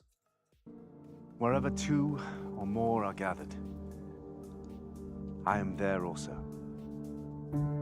Separated by at least 6 feet for safety. So... Yep. You know, in times of pandemics, it's usually considered socially acceptable if you are able to observe, you know, safety rules. Seeing that as oppression is really weird. You know, typically, like, if someone has chickenpox, you know to stay away from them. Like, you know not to contract the chickenpox if you've never had it before. But like, if someone has an infectious disease, you know to wash your hands. You know to like stay away from that person. Like, you know to call in sick. You know to do all these things. We have like all these laws that govern this kind of stuff. It's not new. It really was just people acting like little whiny babies. And they made it so far into whiny baby territory, they started getting fired because they wouldn't comply with the very lax fucking rules that we had to in order to stop the spread of a deadly fucking pandemic. The fact that they think that it's fake in general was a leading factor in why people chose not to comply. But that's an argument from incredulity. That's like, oh, it sounds super ridiculous, so there's no way that I can believe that. Yes, like, I understand that it sucks that you have to change the way that you live for a little bit. But fuck, man, like, your friends and family dying is even worse. And people are so fucking selfish that they just can't. They just can't deal with it. Was there ancient structures discovered beneath the Euphrates revealed from lower water volume? I don't know what that means. Are you saying that there were structures found under the Euphrates? Because if there were, I didn't know about it. And what about it? What does it make you think about? What is the thing that is interesting you, or would interest me? Let's look it up. Man, this ain't one of those things where you direct the stream, man. You're joining here to join in the discussion that's already going on. Not create one of your own. Hang on. We'll finish this video and then I'll look it up. Too close, woman. We're all in this together. Jesus, will you heal me so I may walk? No. For that would be ableist. Can't feel that, can you? Larry Baker Addy, Joel Osteen, all those... I mean, those that's- bald fellows that... That's actually funny. I can't help you, Timmy. That would be ableism. That's actually funny. That is... I will absolutely... I'll give it up for that. That was a good joke. One good joke in the entirety of this... Again, multi-million-dollar companies... fully produced... comedic good thing. So I used to come up at the airports and ask for donations. What happened? Man does not live by bread alone, but by oatmeal lattes, Beyond Meat, and ethically sourced crickets. Clear. It's good for the climate, and it's surprisingly tasty. No, I just had lunch. Yeah, I mean, there's like 3 people who are trying to get us to switch to insects. Like, I don't think that's a thing. I don't think that's a comprehensive thing that anybody believes, let alone an entire political side of the aisle. Movies back then so much better than now. Back when Jesus was around?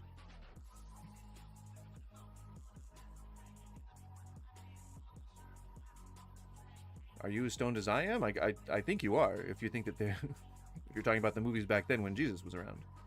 This was their movies. It tastes like fried chicken. Come on! Seriously? No, I just had lunch. It tastes like fried chicken. There was no fucking reason for him to say that other than the fact that he's talking to a black man. What the fuck, man? And that's not racist? That's like when Flat Earth Dave was talking to Lord Jamar, and he's like, oh yeah, the dome is like a bucket of KFC. Dude. And like, I can't imagine that a person, a member of the black community, is sitting there hearing that and thinking, yeah, you know, I'm totally game for this. I'm totally down. Let's totally just keep talking about this like it's a bucket of K-fucking-FC.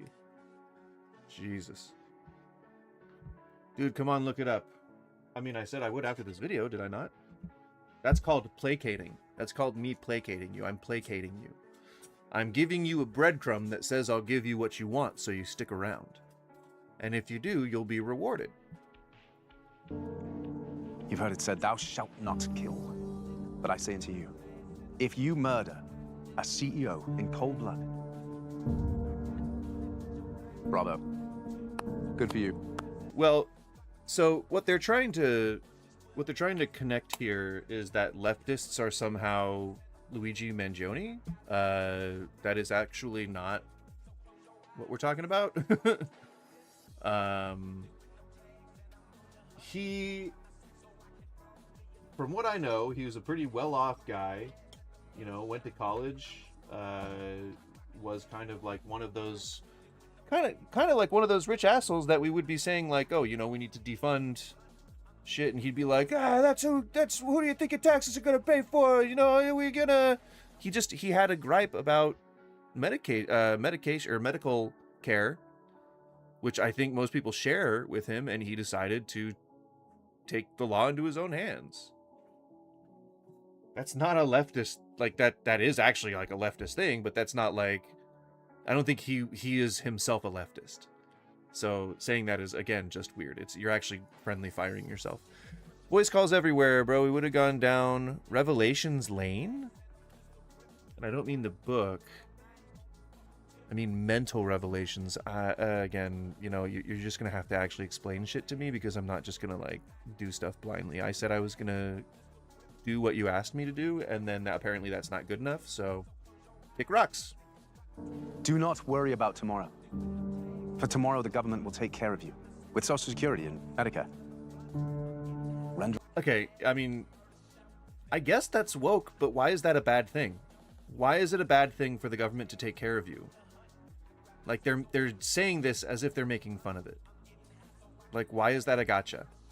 I never will understand why people think that social services, robust social services that help them more than anybody else, is somehow woke. Somehow that's like a, oh, it's a dig. Oh, you guys want socialized Medicare. Go on. Like, is that, it's a bad thing, or what? Very confused. Under Caesar what is Caesar's. But render reparations to anyone that your ancestors might have harmed, whether directly or indirectly, hundreds of years ago, even though everyone was kind of enslaved to everyone else at some point in history, but... No, actually. The systemic enslavement of black people was perpetrated by exclusively whites. So I'm not sure, at least when we're talking about the East India slave trade and the mass importation of slaves into the U.S., it's all white men. All white men. And so, if a big enough group gets together and asks the government for reparations and they approve that, then so be it. the justice would have worked exactly the way that we designed it to, and you'd be upset about that?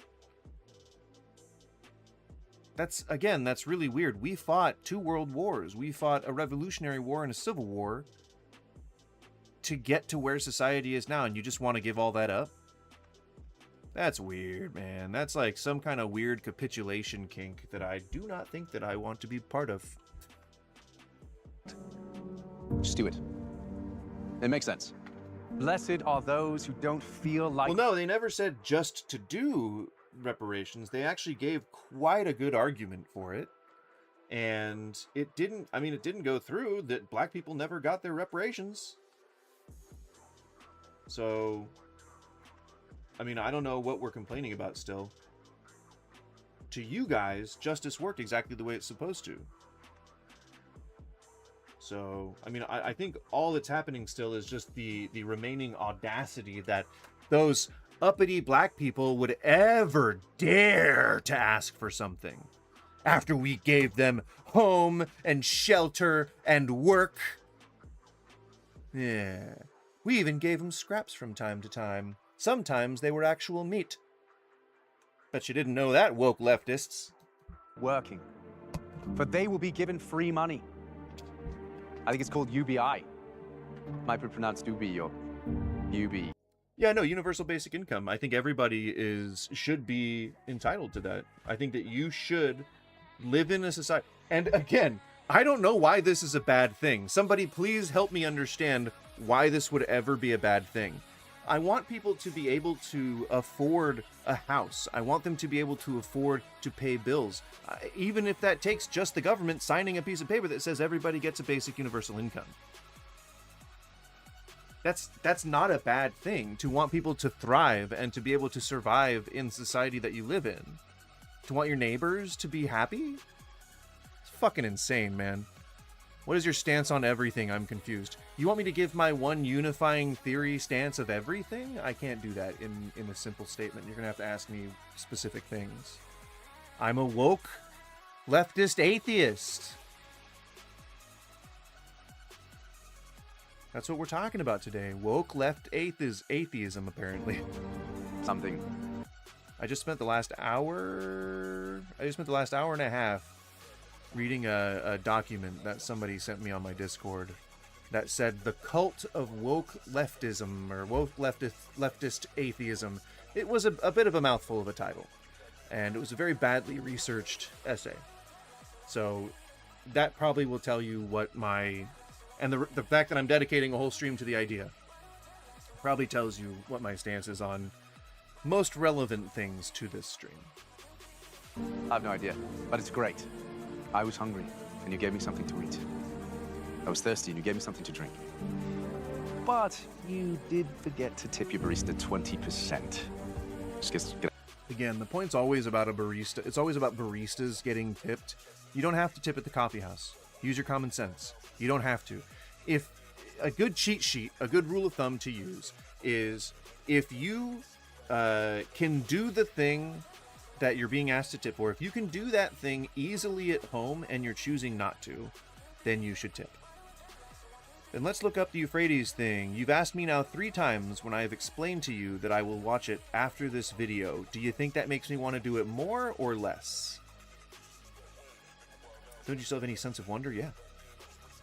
I just don't like being told what to do, nor will I comply with that. If you ask me, like, nicely, and, you know, you're cordial and warm when you ask, then I'm more inclined to do it. But if you're just going to be there, come on, bro, come on! Come on, look it up, man! After I've already said that I would? Seems childish. Makes me want to do it even less. The more you ask, the less I want to. To ask you a little question there. I'm not looking. Really? Well, Sigmund Freud, Charles Darwin. Thank you. I appreciate your understanding. Molech. We're all about understanding here. Dagon. Oh, you could. That's the main theme of the stream, is to understand one another, you know? If you are new to the stream, welcome, first of all. But second of all, I'm about to turn off the face cam, and if you've ever been here before, then you know exactly why I'm doing that. Is also because, or for those of you who don't know, it is because I smoketh of the cannibas. If you also smoketh of the cannibas, please feel free to join me. Don't feel obligated, though. As soon as I am done, I will bring the face cam back, but I'll go ahead and let the video play. Even yourself. Except for you, Steve. Kind of a mess. Sorry. If anyone would come after me and be my... Wait for you. Okay, I'll wait. Packing it. All right. I know some people like to sync it up, you know. I gotta announce it to make sure that I'm not leaving anyone behind, you know. It's important. That's community.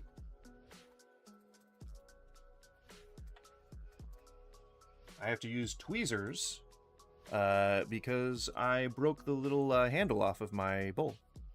So it looks a little janky, but it's still professional. It's still a nice professional setup. And I just read an article about how people who smoke are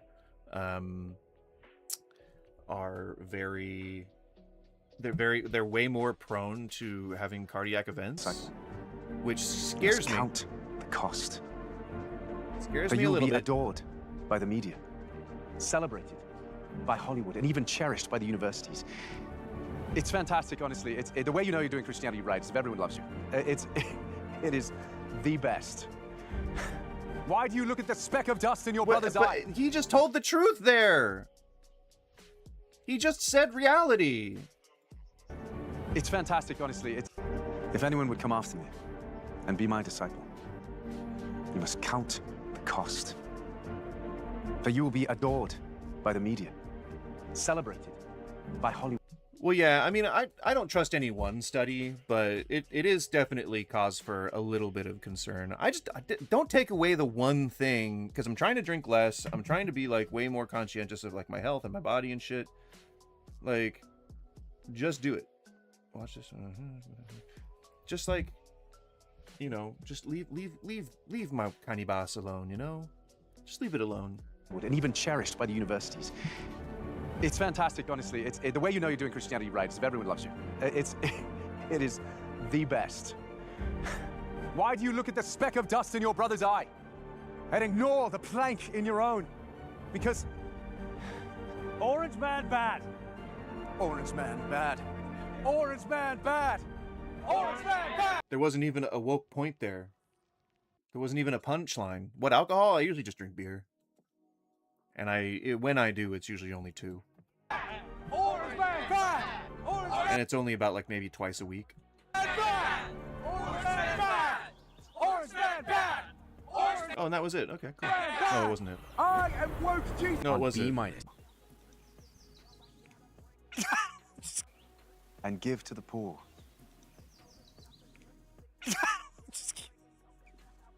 I'm just kidding. That's what taxes are for. It's just outsource your charity to them, you know. You Tropicana cherry cookies. I believe mine is green crack at the moment. don't have to do anything. Come on. I should have seen the look. Bee buds. $40 for the ounce, which I was a little taken aback by. It was definitely not what I'm used to paying. I'm used to paying $10 less than that. And so that was a little awkward. It's good. It smells good, tastes good, all that kind of stuff. So I think it was worth it. But it sucks when you're hit with like an unexpected price increase on something. It's on your faces though. That was really good. Oh, classic. Did you know that there are people who cross the border illegally, vote in our presidential elections, and collect hundreds of thousands of dollars in government benefits? Did you know that that's entirely incorrect? Immigrants actually contributed, what was it, $38 million a year before last year, I think it was, towards social services that they themselves can't even use. It's hard enough to get fake documents, and getting fake documents that you can actually use is even harder. Especially with like the anti-counterfeit technology that we have now. It's extremely unlikely that an undocumented person who is wearing the clothes on their back can afford fake documents, let alone be able to furnish them without them not being spotted right away. So, no, immigrants are not coming over and voting in our fucking elections, nor are they taking up our fucking social services. This is part of the great replacement theory that's been bandied about on goddamn YouTube and Twitch for the last 10 fucking years. I spent the last 10 years trying to debunk. But with the audience I have, it's kind of, you know, I'm reaching all of one of you. You know? These guys, they got so much more of a big platform, you know? But no, that's actually not happening. So, you know, don't get swallowed by the fucking brain rot. Damn, Nikki, are you ready yet? Fuck. I've been ready to count this shit down for damn near a minute and a half already. Yo, so you said that... Oh, you're good? Okay, count it down. We're ready. 3, 2, 1. Smoke them if you got them. Cheers, guys.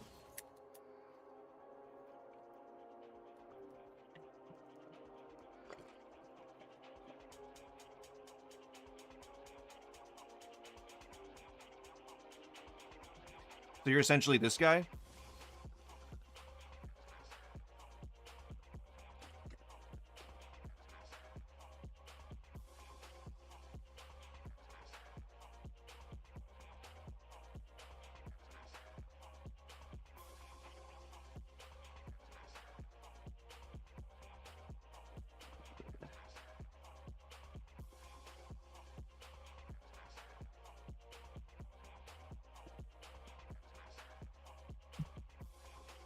Woo-wee. All right. So you said you're woke. You're a woke liberal atheist. I'm a white male Christian. You would not be. Well, I think you would probably be surprised. Most of my audience is white male Christians. I can blaze and go philosophical. Well, I hate philosophy, and I have no hate or malice towards you. You seem like a cool dude. Well, you mean when? I think what you're addressing is like if someone was to say like, oh, well, that's a hateful comment. And I think what people mean by that isn't like outward hate, like people talk about. Like, it's like, oh, I hate you. It's not like that. It's like if someone was to say, you know, like, oh, so-and-so's daughter became trans, you know, and like they prefer to go by he, him pronouns now, and their name is Tony. And if you decided to deny that, then that's the kind of hate. Like, it's not outward hate. It's not like anger hate, or it's not like fervent hatred. It's more of a passive hate, I think, is what people refer to like when they're talking about like people having hate and malice and shit. It's like, I know that like people typically don't go around to like groups of people and just like start mugging them and get like angry and shit. But like hate can take many forms, man. And we see that stuff a lot with like just like a few months ago, someone asked me to go onto their Discord and talk with them. Just they said that they were they were open-minded. They were, you know, a Christian group, but like it was a Christian group of like gamers. I forget what the context was, but I was like, yeah, man. I mean, as long I'm okay with, because I know I grew up adjacent to the church, and like I've known religious people my entire life. I, you know, work with them. I party with them. I, you know, dated some religious people in my life. Like, it's, you know, it's been a roller coaster, but religion's kind of been there, present throughout most of it. And like I can interlock with people occasionally, like talk to them about their faith and stuff like that, and it almost never takes a tone that is in any way unpleasant. But like, you know, there's inherently something there. Like, that's one of your guys' core tenets, is that you can't accept gay people into the kingdom of heaven, which is like, that's what the guy said one of the guys said on the Discord. Like, when I joined, I was like, yeah, I mean, as long as you guys aren't opposed to like trans people or gay people or black people, then I'm or like, you know, marginalized peoples, then I'm open-minded. I'll talk about whatever. And then one of them was like, oh, you're one of those trans ideology guys. And I was like, oh, Jesus. Like, oh, man. I think our titles just automatically provoke the same patterns of thoughts. I feel like it's a word algorithm towards program thought response. Yeah, I mean, you know how, like, all that MK Ultra shit, all that, all those things that people think were, you know, conspiracies back in the day, or thought were conspiracies back in the day, they were all moved to like marketing platforms. Like that's the rumor, is like now instead of researching mind control and remote viewing, now people actually instead just think that it moved over to marketing. So like big corporations now are just using the same tactics in order to market products to people. Being gay is not a death sentence. Well, I mean, if you don't turn away from being gay by the end of your life and repent, then you will go to hell, according to Christians. So that's kind of the sort of the non-starter for me. I think it's a misconception. Well, no, biology would disagree with you. Actual biology with modern science and shit. It's true. Did you hear about the story?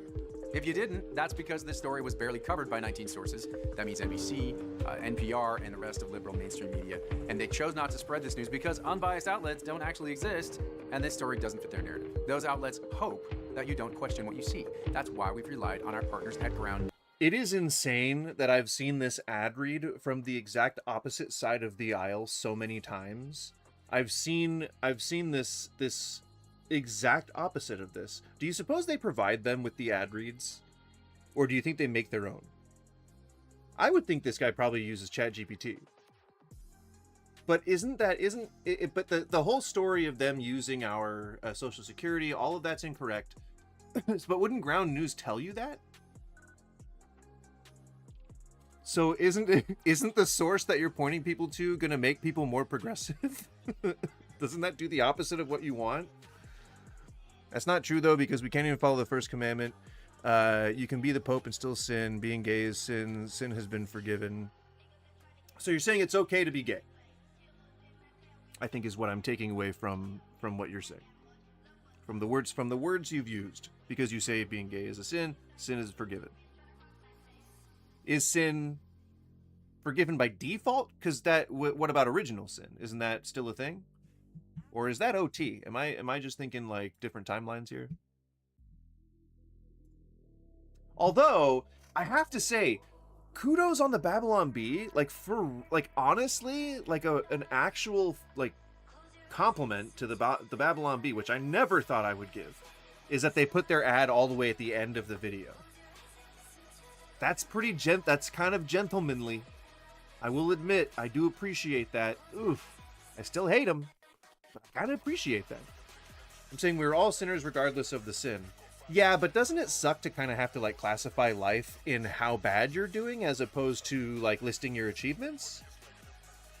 And if God's omniscient, if he can be like all time and space and all that kind of stuff, then wouldn't it suck for him to create humans knowing that some of them are actually just going to go to hell? Like you're creating them to be condemned.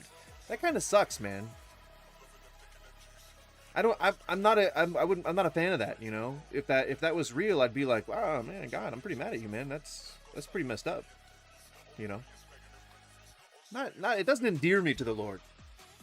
A woman, as some would call it, should be merely the first step in a wider mission to bring down. I didn't grow up in the South, but I had a lot of church time in Southern Baptist churches. Some of the most, I still remember some of those experiences, some of the most fun experiences in my life, some of the best food I've ever had in my entire life. Capitalism. Now, I don't think most women are on board with that, and most women would be rather surprised. I don't think most women are on board with that. Sorry. I had to make fun of his voice first. But if we were created to follow, we would not have free will. Right, but isn't that against the teachings of the Bible? The omnipresence is God's love through the Spirit, and we breathe the Spirit because God first gave us breath. So Muslim? Isn't that like something from Islam? I think God breathing life into humans. I think. I might be wrong. I don't know the Quran very well. For instance, that being a woman should be merely the first step in a wider mission to bring down capitalism. Now, I don't think most women are on board with that, and most women would be rather surprised to be utilized in this fashion. But that Oh, are you Gnostic? Or Discordian? Is that it? I think that's it. Gnostics are big smokers. that is very clearly and explicitly, and I quote the various scholars and writers who've been pushing this for years, this is explicitly the aim. It's a basis for madness. Yeah, Gnostics also really don't like labeling themselves, especially Discordians. I get it. I play the game. I understand. Don't worry. What is it? What do kids say nowadays? I see you. I see you. That's not even kids these days. I think that's like adults now. When people say the gay community, who are you talking about? It's like women think this. Oh, really? 50% of the species all agree on something. Blacks say this. Really? Now, this is, let me put it another way. If somebody said... Please do, because I'm not following what you're saying. It's not just his silly accent, because I actually really like the accent. It's silly because I feel silly when I'm doing the voice of it, but I really like it. I know. But I'm having trouble following him. I just love the working class. Who? Yeah. I just love the middle class. Who? I love the upper class. Who are you talking about? Yeah, he's reiterating on a point that I often say, like, you can bring me a million cases of something and I still wouldn't believe that it's representative of an entire human being group. You know what I'm saying? Like, if you say black people this, and you brought me an example of a black person who says that, and I was like, okay, I now acknowledge that there is one black person who has said that. If you then bring me 10 black people and you say, I could then acknowledge that there's 10 black people who say that. I would not, however, ever try to say in any way, shape, or form that what this group of men is saying is representative of the entire black community. There's no reason to believe that unless you are specifically trying to spread disinformation. That feels like a bad faith tactic right there. You're boiling everything down to a single woefully minuscule statistic. That's unfair. And it's bad pool, my friend. Bullpack, let me ask you a question to respond to your first question. You mentioned how God is omnipresent, and I suggest we go over all three? Like, you mean God, the Jesus, and the Holy Spirit? I mean, just state your case, man. This ain't a debate or anything. Just go ahead and, like, say what you're thinking. About. Type it out like a goddamn novel. Why would we? Or I think there's a max character, why would but you we get what be I'm saying. falling for this interpretation of society as depending solely or primarily on interest groups based on gender/sex, sexual orientation, race, and a bit more? Why would we be doing that? Why would we be taking the individualism out of individuals and lumping them in these demonstrably incoherent bodies that don't even exist? They don't even exist. The LGBT community. Take me to your leader. Come on. And it's why, as I say, you can always... Wait, so the LGBTQ community doesn't exist? Let me see, hang on.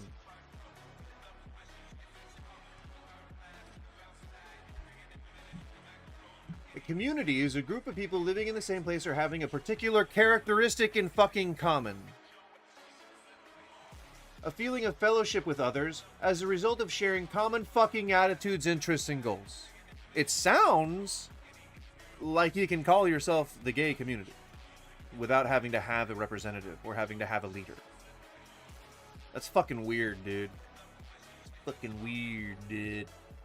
Theater, that's fucking weird, man. I don't like your logic, brass. And lumping I need to hear his point again. in these demonstrably incoherent bodies that don't even exist. They don't even exist. The LGBT community. Take me to your leader. Come on. Weird. And it's why, as I say, you can always predict exactly who is going to latch onto the latest claim. When, for instance, the big bearded man with male genitalia wins the women's weightlifting competition, you can... Is that happening? Where has that happened? Also, how tall are you? I need to know how tall this man is. I want to show you my perspective on any questions I generally have. Alright, I'm blazing this up. Well, I let you know what. I said go ahead and type it all out, man. Whatever you say, I tend to respond. So get it, and get it. Both ways. We'll do it both ways. Get it and get it. Alright, you get it and we'll get it. Predict with 100% accuracy who is going to say, yeah, what's the problem with that? And the people who are going to say, I just did that! Well, no, I said I don't believe you. But also, who would care? Also, who cares? I'm not sure Clive, the big weightlifter, should be winning the women's category. You could Right, but it's not happening. Come up with a new argument. predict it. And the people who say, why have you got a problem with that, bigot, are always the same people who believed in the past that our societies needed to be pulled apart in another fashion. And now they'd like to do it in this fashion. It has this hideous... So Nazis? So you're calling the left Nazis. Interesting. Very interesting. We are products of our environment. Our brain creates synapses in our brain, which are like the grooves of thought pattern. What's the earliest institution to form beliefs? Family. What on earth? Okay, you might be too high for me to understand you. Tell you what, online payments are a hellhole in 2026. Raw one, man. Have you been trying to struggle with it this entire time? Jesus. Buy something else or pay, get a different service somewhere. That sucks. I'm sorry you have to deal with that. The red interior, which keeps exposing itself as desiring not a better relationship between ourselves and our environment, but for instance, the end of capitalism. Yeah. This new morality we're trying to construct. New morality? on- No. When people say marginalized, that means historically marginalized. That means, you know, all those black people in chains, you know, the gay people that were hung, the fucking, like, the Jews that like, burned in the camps, like, historically marginalized. Jesus! Yes to no success. Goddamn, man. Any questions for you? I don't know. What, if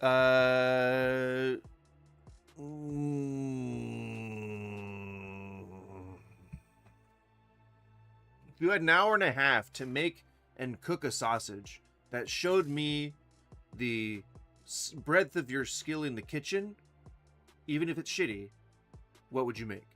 I provide the casing and I'll case it up for you, but you got to give me the ingredients. And then tell me how you want me to cook it. If I'm boiling it, if I'm frying it, grilling it, yada yada. What's that guy about communism? No, he's defining woke for us. He's defining woke. Because remember, I didn't put it in the title, but the cult that I joined is the woke atheist cult. So remember, he's telling us what woke is so that we can understand why we're part of this cult, okay? We got to investigate. All right. And so what he's saying is that I actually don't know what he was saying. I just love the word. He tried to say that gay people have a leader, which I would say objectively discredits him.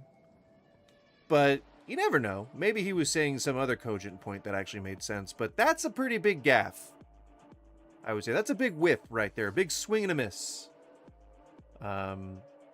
Though, I mean, I would say that it's changed hands between Dolly Parton, Liza Minnelli, Bette Midler, you know, quite a few grand dames of the gay community, but I don't think anyone's really like represented it at any point. You know, Harry Truman? I don't know. Venison and buffalo, beer boiled, then barbecue with mustard only. Mustard only, I would say, is probably the best move for a sausage. Absolutely. If you try to put goddamn ketchup on an artisan sausage, what's your name? Goose. My real name's TJ, but you can call me Goose. That's just I use TJ for business, and then for gaming and online stuff, it's mostly Goose. So whichever you prefer. jerk. Oh, okay. Oh, son of a bee sting. This sandwich place that I like always has this sandwich that I think is so delicious. And hey, Jesus.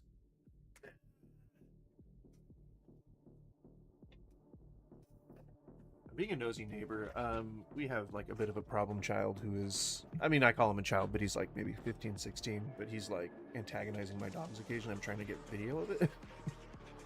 So I want to make sure I catch him when he does it. Oh, yeah. You said structures found under the Euphrates.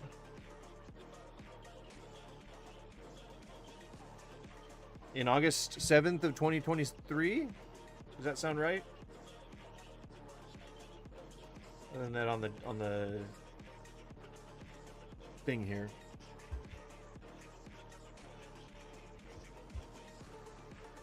Let me know. Yeah,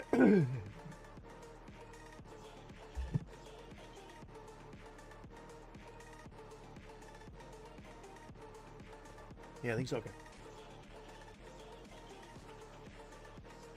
Civilizations of the world. Based on what you said, this is either going to be something that has to do with Gnosticism, 12 tribes of Judah, or no, Scions of the Elders of whatever the fuck it's called, of Judah, or something. My white balance is off again. Gonna be something like that.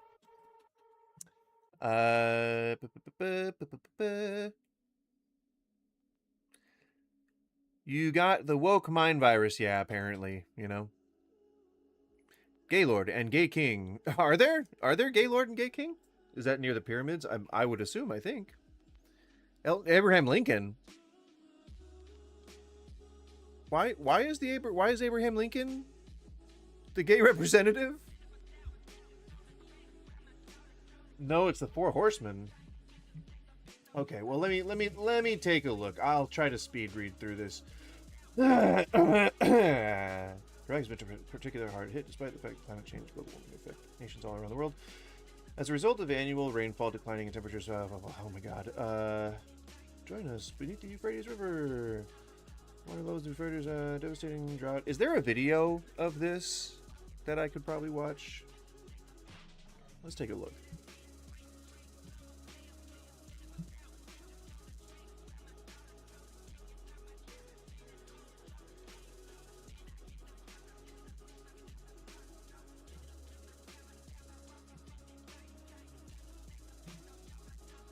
One year ago?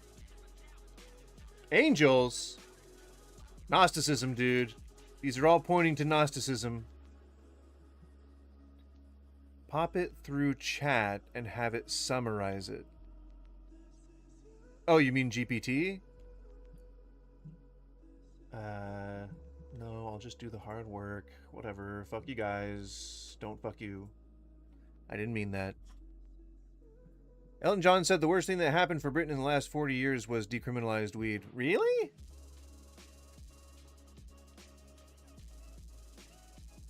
What does that mean? Gnosticism? Man. Hang on, hang on, dude. We gotta have a order of operations, okay? What happened to my camera? What? Oh no, sorry. I thought there was a glitch on my camera. It was actually just a picture from the website. Archaeologists labored feverishly in a race between the palace was destroyed into two independent stages. Matani?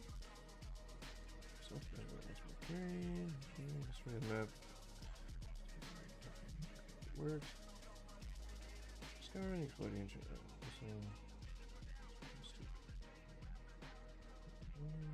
Syrians assume control of Empire started crumbling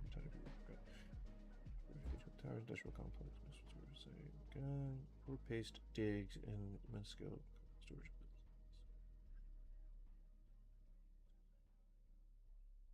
Well-kept structures from 2000 built from sun-dried mud, which should have long ago disintegrated.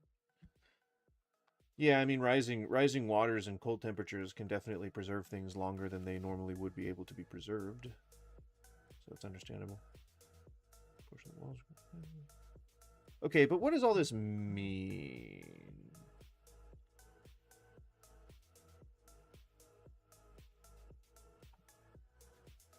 So it said it's supposed to dry up around 2040 from the Iraqi observing people?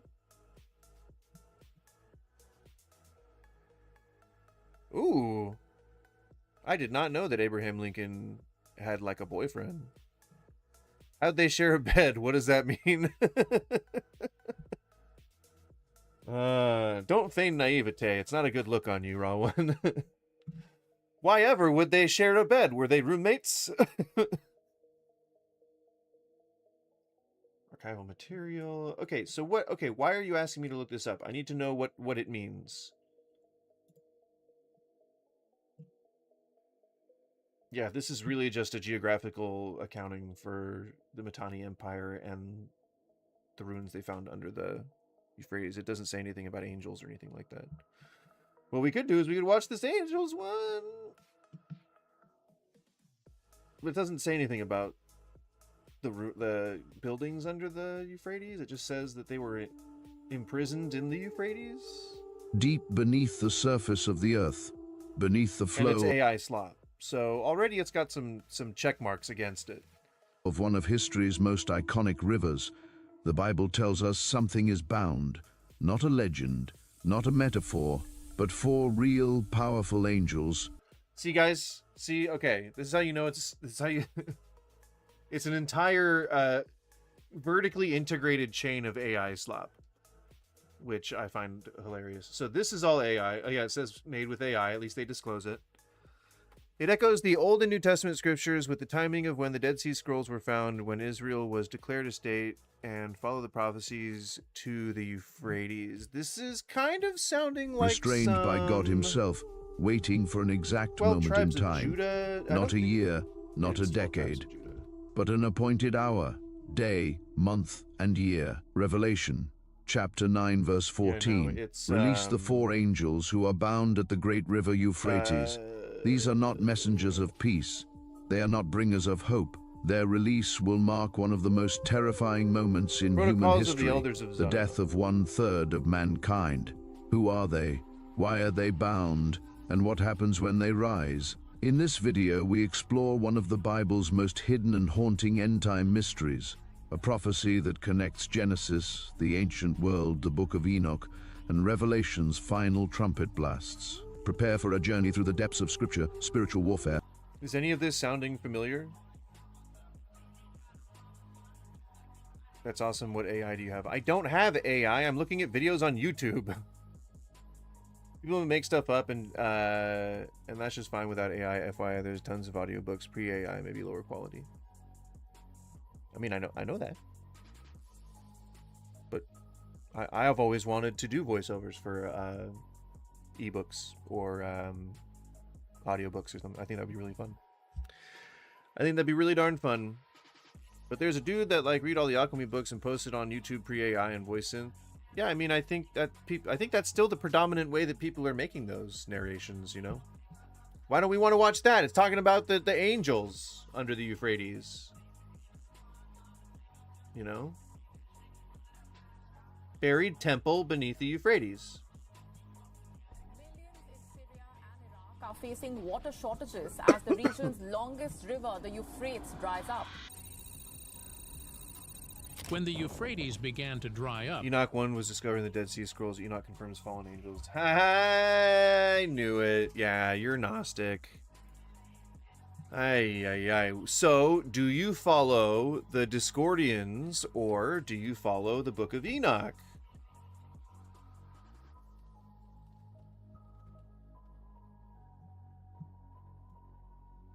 Here's the definition of Gnosticism, if you need it still, though I think you were lying when you said you didn't know what it was.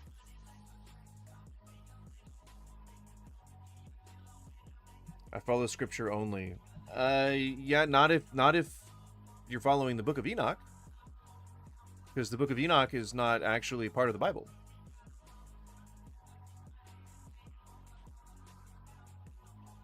People are capable of lying. People are capable of providing false sources. People are capable of providing false information, and corruption is infinitely possible, arguably inevitable in a religious structure, because you have a vested interest in maintaining your quality of life, right? So what would you do if someone jeopardized that? I've heard Legend of the Hidden Temple. Ooh, I remember that show. Gnosticism is a diverse set of religious and philosophical movements emphasizing personal spiritual knowledge, gnosis, as the path to salvation, often viewing material world as flawed or evil. Gnosticism emerged in the 1st and 2nd centuries CE, primarily within early Christian and Jewish Christian communities in the Mediterranean region, particularly in Alexandria.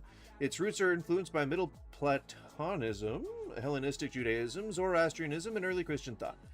The term Gnosticism itself was coined in the 17th century by Henry Moore, derived from the Greek word gnostikos, meaning learned or intellectual. Gnostic groups were not a single unified movement, but shared common themes, including the pursuit of direct mystical knowledge of the divine. This is where you would find the people who believe that angels are being held in the temple underneath the Euphrates River. No one expected what surfaced to rewrite ancient history. Also,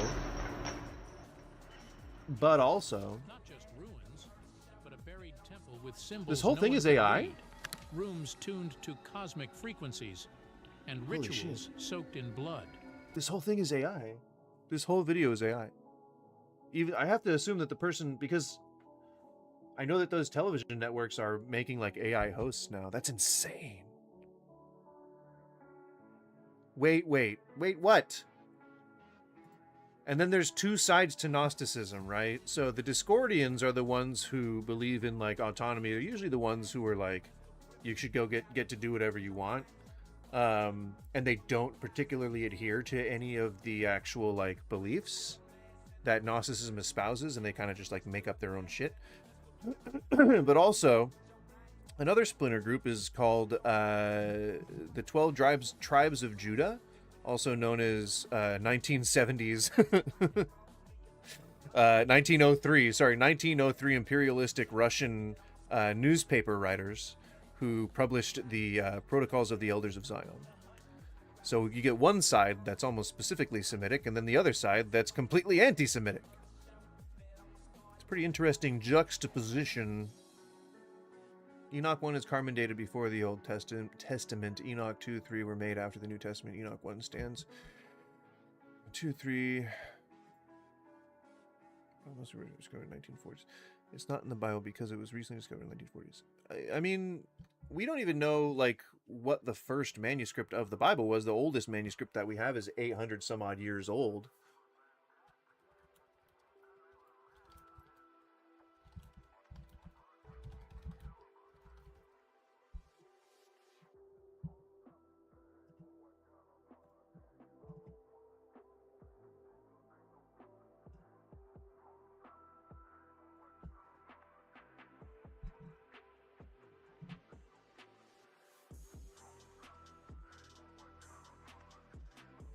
But I mean, you know, like what exact, like what proof do we have that the Book of Enoch has anything to do with anything relevant to Christianity? Like, how do you fold that into your faith? How does that, I mean, how do you incorporate that? Scientists found warnings etched in stone. Do not disturb the watcher below. But they kept digging. What they uncovered next sent shock waves through archaeology, religion, and physics. And the worst part? This might... Right, but I'm just asking you to explain the mechanics of your faith. ...not be the only one. The drought that unveiled the forgotten temple. When the Euphrates River began to dry up, most people thought the biggest concern would be agriculture or water shortages.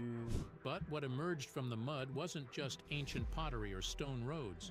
It was a massive underground temple structure no one knew existed. Satellite scans showed something unusual first, an oddly symmetrical outline beneath the receding waters. When local archaeologists arrived in early 2022, what they found shocked the academic world. Parts of the structure were carved directly into bedrock, covered in engraved stone blocks older than anything previously found in the region, some dating back to at least 2,800 BCE. This wasn't just another Mesopotamian ruin. The walls were laced with carvings of creatures not typically associated with Sumerian mythology, figures with elongated limbs, double pupils, and crowns made of serpents. According to Yeah, does this sound familiar? field notes from a German-led excavation team, several bas-reliefs resembled the Anunnaki, but distorted. We found the magic word. We got the magic word. Somehow Nephilim's gonna be incorporated in there too somewhere. See? Not majestic gods, Told you. but twisted humanoid entities with exposed ribs and fanged mouths. And fucking photo, man. That's good. I like that. They said no? Here's where it gets even more disturbing. A local It seems oral like they're legend pushing from it. a nearby village Pushing the warned idea. that when the river recedes, the eye of the buried one will open again. Most locals avoided the site entirely, calling it cursed. Some even claimed their livestock grew sick after drinking from pools nearby. Geologists confirmed that the drought had lowered the Euphrates to its weakest flow in 50 years, revealing not only this temple, but several other strange depressions in the same area, suggesting a network. It raised terrifying theories. Was this temple intentionally buried to keep something locked inside? Some researchers speculated it could be connected to the prophecy found in the Book of Revelation, which refers to 4 angels bound beneath the Euphrates, waiting to be released during the end times. Adding fuel to the mystery, infrared scans revealed intense cold spots. Oh, that's what you were talking about. You were talking about the 4 horsemen. I get deep it. inside the structure, despite scorching surface temperatures. The theory: there might be sealed chambers deeper underground, untouched for millennia. The unearthed chamber and its sinister geometry. When excavation crews reached the inner sanctum of the temple, they didn't... Yeah, John Capo, of course. Of course, they're like giants and fallen angels and shit, you know? Like, they're gonna look pretty grand. expect to find a room carved from a type of black basalt stone not native to the region. The chamber walls were unnaturally smooth, reflecting light in strange ways, almost like obsidian, but colder. In the center stood an altar-like structure, flanked by 2 upright pillars with metallic inlays that responded to magnets, even though they appeared to be stone. But it wasn't just the materials that alarmed the scientists. It was the design. The room's proportions weren't random. Mathematical analysis revealed that the dimensions aligned precisely with astronomical phenomena, the axial precession cycle of the Earth, which spans roughly 26,000 years. One corner of the chamber had a shallow groove system carved into the floor, directing liquid toward a drain. Residue analysis suggested a high iron content, consistent with blood. But this wasn't mere sacrifice. It appeared ritualistic and systematic, more like a mechanism than a ceremony. Archaeologist Dr. Leila Hassani noted in her report that the room echoed properties similar to resonance chambers, found in other ancient megalithic sites like Malta's Hypogeum or Egypt's Osirian. Using frequency tests, the team discovered that certain tones... I have 666 cars in Forza. Forza! I mean, it means that you just, are, like, a good collector, I think. I think you have too many cars, if I'm honest. But, you've got certainly plenty to pick from the next time you go for a drive. How do you hold all... Where are they? Are they in your garage? Especially in the 110 Hz range, caused subtle vibrations in the chamber walls. This tone is historically associated with altered mental states and trance-like visions in ancient rituals. On the northern... It's always about frequency, isn't it, Nikki? It's always about frequency. See, Gnostics. Like, you're among kind of your people. I don't know. I get a lot of Gnostics in my viewer base. I don't know what the reasoning is for that, or why there's so many Christians for that matter, but you know what I'm saying? Like, wall, a series of carvings showed a line of kneeling figures facing a larger horned entity emerging from a hole in the earth. Above them, a circular diagram showed eclipses and alignments, but using 12-pointed stars instead of the typical Mesopotamian 8-pointed symbols. Some believe this may indicate an unknown cult, possibly older than the Sumerians, with knowledge of cosmic events beyond what history allows. Even stranger? A pocket-sized stone orb was found lodged behind the altar. When extracted, it emitted a faint magnetic field, despite having no known power source. Scientists at the University of Baghdad are still trying to determine its composition. One theory... So... the Ethiopian Orthodox Tawahedo Church and the Eritrean Orthodox Tawahedo Church, those are still practicing this form of Christianity, and they fully incorporate the Book of Enoch into the Bible itself. They can tolerate heat, tighter than the sun. Is that his cars? Is that the superpower that they get when he collects 666 of them? That means Lucifer really is the morning star. We gotta tell the Christians. suggests it may be a form of geolodestone, programmed to react with specific environmental changes. Load. Like a buried alarm system. The tablet no one can decipher, and the warning it carries. Behind the magnetic altar, embedded inside a cracked wall panel, a stone tablet was discovered, one that immediately stopped the excavation team in their tracks. Unlike the typical wedge-shaped cuneiform found in ancient Mesopotamia, this slab bore a hybrid script, a fusion of Sumerian, Elamite, and something completely unknown. The grooves were too precise to have been carved by hand. Some characters resembled spirals intersected by I horizontal... hate it when people do shit like that. Too precise to have been carved by hand? How the fuck do you think it happened? No, you think they actually use like zero fucking point technology and lasers to do it? No! Paleolithic, assholes! Chisels. Fucking chisels on wet clay. Come on, you guys. Come on. Dear God. Dear Jesus. Jesus Christ Almighty. Jesus Odin Christ. Horizontal ticks, almost binary in form, while others echoed serpent-like curves looping into each other, like an unbreakable knot. Initial translation efforts managed to identify only fragments, but one line, etched deeper than the rest, stood out. The watcher below must not be disturbed. The phrase repeated 7 times across the tablet, always followed by variations of a symbol, a vertical eye flanked by curling lines, often interpreted as roots or tendrils. Oh, man. Some believe this could refer to an underworld deity, possibly connected to the... I was looking up the Book of Enoch, but I couldn't really find a comprehensive...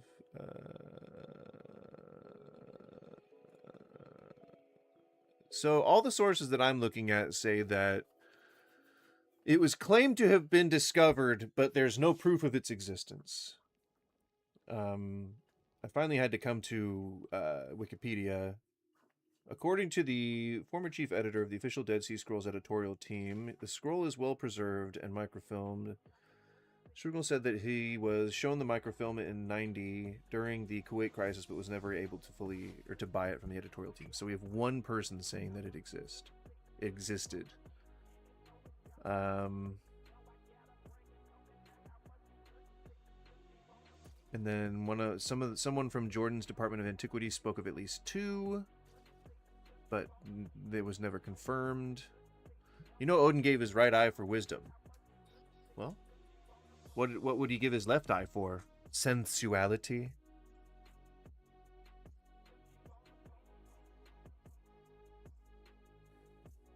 Abu Dahoud has confirmed that he and 10 other men found the cave and sold the scrolls to many different people. So, okay, apparently there's no way to confirm that any of the scrolls from the Dead Sea Scrolls that would contain Enoch passages exists. Rumored to be in possession of private investors. And then the guy from Hobby Lobby says that he bought some, but he's feeding like trickle information out. Fuck the Anunnaki, those Sumerian gods can kick rocks, so everything is basically leading to so-called prophecies. Let me cook. I think you're already cooked, man. I think you've been cooking. I think you've... The Anunnaki, or even pre-Sumerian abomination gods, referenced only in obscure Akkadian squarely in the Dr. roasting Arturo pan. Demir, who examined the slab, compared parts of the unknown glyphs to markings found on the Gonur Tepe burial site in Turkmenistan, believed to be the cradle of the forgotten Margiana civilization. What's chilling is that both inscriptions include references to something called Ishkaru, loosely translated as the one who slumbers beneath the river. It's Martiana, I believe, was in that article that I read. Not Margiana. This name has no record in mainstream Mesopotamian lore. Even more unsettling, the reverse side of the tablet showed a carved diagram of the Euphrates splitting into 4 paths, encircling a circular pit in the center, suggesting a location beneath the river. Each path ends in an offering symbol: blood, fire, air, and shadow. It appears to be a... How do you know? How the fuck do you know what those mean? You're just guessing. Do you stack up on DJI drones? Heard the US be banning them, but grandfathering current ones. I don't have a drone. I would not. I'm not a drone. What would you call them? Enthusiast? I am not a drone enthusiast. I don't mind if someone gave me one. I would absolutely fly it around, because I mean, boys and their toys. But I don't think I've ever flown one. I'm pretty sure I've flown an RC airplane before and was bad at it. My uncle immediately took the remote back from me to make sure that his baby didn't crash. I think he didn't want to hand it to me in the first place. Look up Mesopotamian flood during the time of Gilgamesh and Noah. History says there was a massive flood there. I don't think it was the whole world, but I believe the flood trapped the horsemen. I think that it's probably clear by now that I know what Gnosticism is. Probably a little more than you do. considering you didn't know what it was. So, I mean, I've heard it before. You look a lot like Trappy, the owner of TBS RC. You're like his twin, TBS RC. What the fuck is that? TV show? Ritual map. Rumors began spreading among workers at the dig site. 2 team members reportedly refused to return. I mean, I don't really want to promote this AI slop, so I'm not going to keep watching it, but I'm glad that we could find what you were talking about. TBS was a station. I know, Turner Broadcasting something system. Turner Broadcasting slave? Question mark? Turner Broadcasting slave. Viewing and listening. All right, we're back to learning how to be woke. All right, we're learning how to be woke. We have to learn how to be woke. We can't be anything other than woke anymore. So we got to learn how to be it. All right, we got to learn what woke is. We got to learn how to be it. He's bad at explaining what woke is. So here we're gonna have PragerU is gonna teach us what woke is. Okay, why is Hollywood so woke? All right, we're going to learn why Hollywood is so incredibly woke. And I'm going to spoil it for you. It's greed. It's greed. But let's make sure to speed up the video because I don't want to listen to anyone from this network for very long. Why does Hollywood lean so far to the left? I'm an entertainment journalist and movie critic. Just trends. That's trends. Progressive ideas are overwhelmingly popular among moviegoers and media consumers, and so therefore they would want to. It would behoove them to capitulate to whoever's word is the loudest. And it just so happens that being gay is the most popular thing in the world right now, and so everything you see is going to be gay. Critic. So I get asked this question a lot. If Hollywood reflected America, then half of Tinseltown should be as red as it is blue. But that's not remotely the case. Why? Here are 5 reasons. 1. Because demographics like that are split among the voting public or small subsets of people which do not represent the majority of citizens of the United States, first of all. I say we look up Mesopotamian flood. Politics is useless, both sides. No, politics is pretty important. It's pretty important when they're taking away your rights. Guilt. A-list actors are paid incredible amounts of money to play dress-up. They're ridiculously fortunate, and they know it, and they feel guilty about it. That guilt must be assuaged. And what better way to assuage it than to speak up for the less fortunate, the undocumented immigrant, the misunderstood criminal, women, blacks, gays, and the transgender too. And by God, there's an entire planet to be saved. You can't feel guilty if you're saving humanity, can you? Especially if it means no actual sacrifice on your part. 2, the need for meaning. Somewhere along the line, probably in the 60s when so many wholesome ideas went south, the notion that providing entertainment was, in and of itself, valuable, lost currency. Not with the public, but with the glitterati. Sure, acting brings money and fame, but not meaning. And meaning is much more important than both, especially the But you can't control your environment, you just have to live in it. Oh, that's just such a Discordian view that I would only expect a Gnostic to believe. No, you can change your environment. You get a big enough coalition formed and you can change a law. How is that not changing your environment? Get a petition signed. Like there was a petition that got signed with 900 signatures in my city and it's appearing on the ballot. That is a very easy group of people to get together and a very low number of signatures for something to be put on the ballot that will absolutely change the entire environment of the city. So yes, you can change your environment. And the bad news that I have to share with you right now is the bad people are winning. While you sit and get stoned and think there's no way I can change my environment because there's 4 fucking horsemen who are about to burst out of a sunken temple from the Euphrates, we have people who are forming their coalitions, who are saying, hey, we're going to get together and change our environment for fundamentalist Christian values in the U.S., which I'm sure might not sound so crazy to some people. I don't know if you include yourself among them, but that means taking away rights from other average human beings, which is not cool. And that may not gel with your beliefs. And if that doesn't gel with your beliefs, then you're probably going to have to start trying to change your environment. That's just what life is about, man. Like every decision that you make, every stance you take, even if you are not choosing to take a stance, you are taking a stance. And if you're being complacent, then you are complicit. Let's blaze up. No, I don't smoke that often. Damn. Purchase it so inexpensively. Feel free to, All though. you have to do is say the right things about the right causes. That those causes always happen to be leftist ones is merely a coincidence. 3. The need to be loved. Everyone wants to be loved and admired, but most actors live to be loved and admired.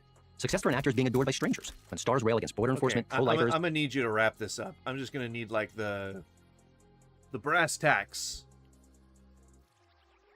Stop telling me about fucking the reasons why like this. Just sum it up.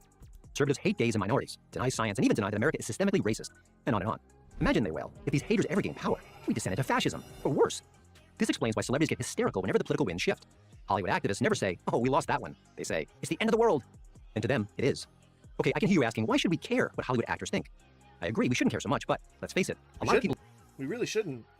We should really stop putting celebrities on a pedestal. Celebrities from all sections of any type of creative. Like, celebrities really should not be on a pedestal. You should not be hinging your life, your social beliefs, and your cultural beliefs on something fucking Shakira or Taylor Swift says. You really should. You should not. No, sir. People do. Stars are American royalty. And, like it or not, they have a big platform. When they take strident political positions, it further divides us. We should care because it's just plain un-American that an entire industry discriminates against those who hold a different point of view. Liberals were appalled when this happened during the anti-communist Hollywood blacklisting of the 1950s. Why aren't they appalled now? And we should care because it's tough to take all that liberal hypocrisy. No one should own guns. Well, because it's not... That was actually used as a cudgel to replace people they didn't like in Hollywood. That's how they justified murders. That's how they justified, like, ousting people and imprisoning them. Like, it was a scary time to be an actor during the Cold War ousting period.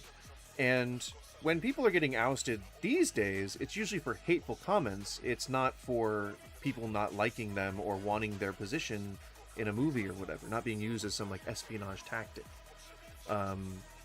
As it was. Yes, this is PragerU. We're delving into purgatory for one video. Don't worry, it's just one. But they have private security. And we're almost at the end anyway. Nobody should have an SUV, but they are chauffeured around in Suburbans. CO2 emissions are destroying the... Yeah, you know, it's possible to have a stance and still have a higher standard of living. Like, just because you are making millions of dollars a year and doing the wrong thing in other situations doesn't mean that you can't still speak out against injustices. You can still do that. It's actually better if a celebrity does that because they have a much bigger platform and more people will listen to them. Idiots. The planet. They fly to Cannes or just across town in their private jets. Yes, we could stop going to their movies and turn off their TV shows. But what we really want is for them to do what they do best and what brings people together in laughter and tears. I can agree with that. I think actors should really just act. I don't think that we should be looking to them for political advice, but people do. Them to act. Oh, how we would love them if they just did that. I'm Christian Toto, founder of HollywoodInToto.com and author of Virtue Bombs, How Hollywood Got Woke and Lost Its Soul from Prager University. Thank you. No, it's just PragerU. You're not actually a university. Like, PragerU is not a university. It's not an accredited institution. It's not even a school. It's a section of courses that are mostly online these days. So I wouldn't go around calling PragerU a university in any capacity. Nor is it an educational body. Well, so tell me, okay, is this guy putting on an act? Is he putting on an act? Just call it now. Tell me, let me know. Is he putting on an act? Let's figure this out. Let's get to the bottom. Let's dissect this. All right. I am a very good visual reader of people, so I think I've already got it figured out, and I'm usually right. Okay? I swear I didn't pre-watch this, but just take a look at this and tell me, do you think that this is all an act? Do you think he's satirizing anything? Hello, denizens. Today, I'm reviewing Citizen Vigilante, director, writer Uwe Boll's very controversial revenge fantasy film starring Armie Hammer. And let's stop it there. It's already starting spicy. Armie Hammer, of all people, who said that he fantasized about eating people, which is fine. No shade, you know. But he got kind of canceled for it, right? In that Hollywood just didn't like that he was talking about eating babies.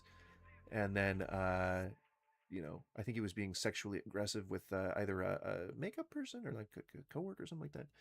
Whatever. Point is, he was like, you know, persona non grata in Hollywood for a bit. And he started to come back on arguably questionable platforms. And now he's been on a couple podcasts, but I think he's mostly been on a marketing tour for this movie. And I think he's still dreaming about eating babies. I would think this is why one of the many reasons why we shouldn't worship celebrities. What do cannibals think about people? That they're all good. But so that's already kind of the first red flag that this is maybe not going to be a good presentation to support. But Uwe Boll also was kind of canceled and is now part of these. I think, what is it, like Turnkey? Is it Turnkey Productions or Keyhole or something like that? Key Loop or Keyhole or whatever the fuck. And then Angel Studios. So like these outfits that are typically more fundamentally chuddish than their competitors. But this one, I believe, released on a major platform. I don't remember if it got to a major platform, but I think it did, and that's kind of a big thing for this particular one, or for this particular group of people. Fish tacos can be tasty, but not that kind of eat. Come on, man. In a strange way, it felt very much a part of the anti-Hollywood wave we seem to be experiencing. When you take Citizen Vigilante, Iron Lung, Backrooms, Obsession, and compare them to the movies meant to be, rebellious, like Scary Movie 6, the most recent Naked Gun, the latter two still have that, what I call the Hollywood puke all over them. As if it's no longer possible to make something relevant within the Hollywood system. I don't know if you're feeling the same thing I am. And don't get me started on the There's no one battle 1.75, after go fuck another, yourself. that Hollywood cumfest. It's hard to put a finger on it, but I'm What just did you not say? getting drawn into the movies. What'd you say? One battle after another, that Hollywood cumfest. It's hard. I'm sorry. No, I've heard it's good too, but I haven't seen it yet. What the fuck did he just say? Let's turn on captions for that. Oh.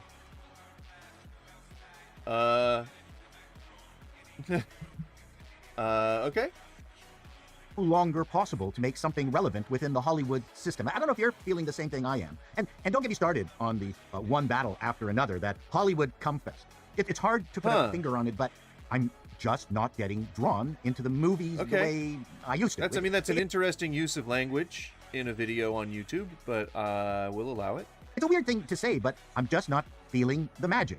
There are exceptions. I forgave much of Dune's shortcomings because of its cinematic experience that drew me in. Project Hail Mary was great. That classic. I know what I'm getting. Magic was there in Top Gun Maverick. Companion gave me a wonderful tingle, but not many other movies have. No one will accuse the 61-year-old Uwe Boll of rolling with the YouTube pirates, but no one is going to accuse Boll of being part of the system either. And Citizen Vigilante is definitely not covered in that Hollywood puke. A lot of praise has been heaped on it because it addresses a topic that the traditional left would never dare to engage: violence linked to migrants and failures in the justice system. Army's character Sanders, a former U.S. Army officer living in Europe, becomes... Right, which is really only being propagandized. I would say that it's not happening any more than any other demographic.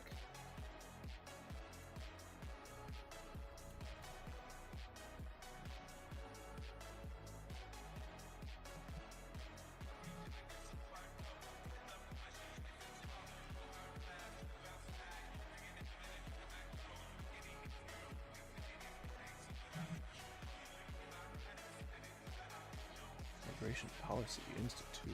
What? Immigrants in the U.S. commit crimes at lower rates than the U.S.-born population.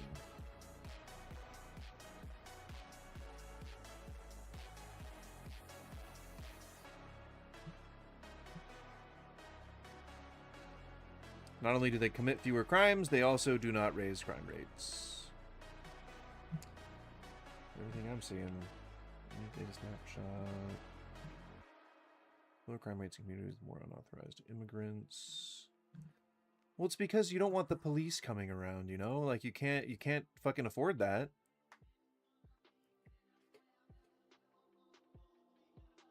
Boy, you really have an appropriate username, don't you? What about the Pakistani grooming gangs in the UK? What the fuck do you mean? I don't care about the UK. I'm in the US. I don't give a shit about anything outside the US for the topics of discussion today.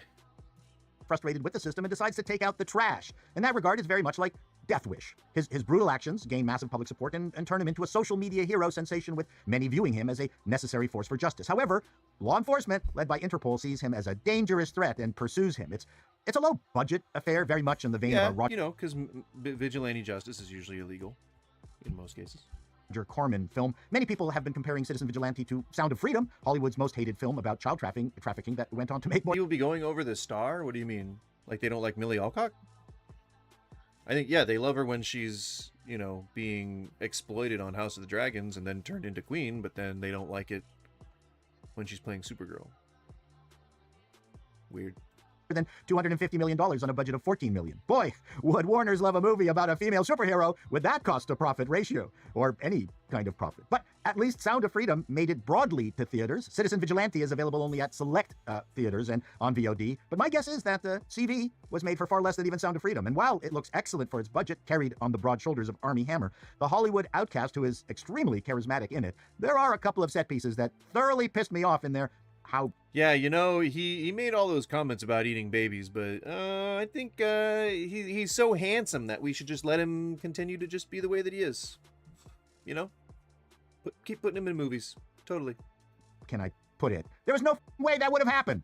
They are so laughably clumsy and impossible. I don't know what Uwe was thinking. There's also a sequence that is painfully extended because I believe it was the only way to hit the 90-minute mark. All he needed to do was toss in one or two more random vigilante moments. It didn't need to be connected to any of the revenge setups. We just like seeing revenge. Like, why not? Who wouldn't want more trash taken out? Anyway, apart from those two unfortunate glaring events, the rest of the movie is as entertaining as you'd think it would be for any of you not living under a... You see, I'm not far off from this guy.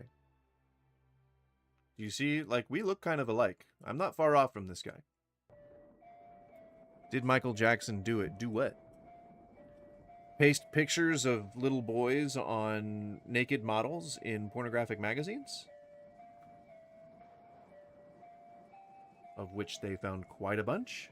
I don't know that he did anything that wasn't outside of the scope of that.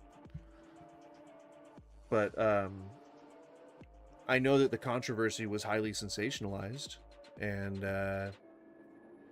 I know that there are just as many accounts of that the two accusers making it up as there are of them being completely legitimate. So, I don't know. All I know is what they found when they raided his home, and that ain't healthy. It's like, you know, did Armie Hammer actually eat a baby? We can't tell. There's probably no DNA evidence left. But he certainly talked about it. And shouldn't that be enough? Shouldn't that be like, okay, dude, well, we don't really want to hang out with you anymore. You know, like, you want to eat babies?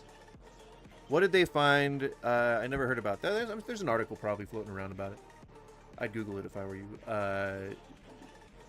Pictures of young men pasted onto naked bodies in adult magazines. Found at MJ's house of residence when he was when they were going through his stuff after he died, or it might have been during the raid when they when he first was accused. I'm not sure. Iraq following the news, horrified at the migrant crimes and not just the inability of the system to deal with it, but the willful hiding of the horrific crimes in case the establishment is accused of racism, tolerance. Yeah, no, I mean, you're both simultaneously saying that they were hiding numbers, yet we all see ICE through the streets throughout the last year and a half. So I don't know why you think that's a good point to make. It's literally anyone knows that that's not true. So I'm not sure why they would be hiding those numbers. Like Macaulay, no, he wasn't part of that. He swore up and down that he was not part of that. Like Macaulay's face on Arnold's body. No, it would be someone else's face. Like, I don't know, just people that he would cut out of other magazines. And he would put, like, young men that he, like, illegally young men that he would post, that he would cut out the head picture of and paste onto women in pornographic magazines. Instead of the woman's head, he would put, and we don't, I can't say that he would, I can only say that that's what was found at his property, was magazines that had that in it. Was never meant to avoid responsibility. Uwe is literally ripping the headlines out of the papers and putting them into Citizen Vigilante. You can tell from these setups and dialogue that we are hearing Boll's frustration, especially in his home country of Germany, which has banned his movie from theatrical distribution. There would have been no other way to make this film other than as a B movie with a B movie budget. Ironically, the darling of the left, director Costa Gavras, made meticulous...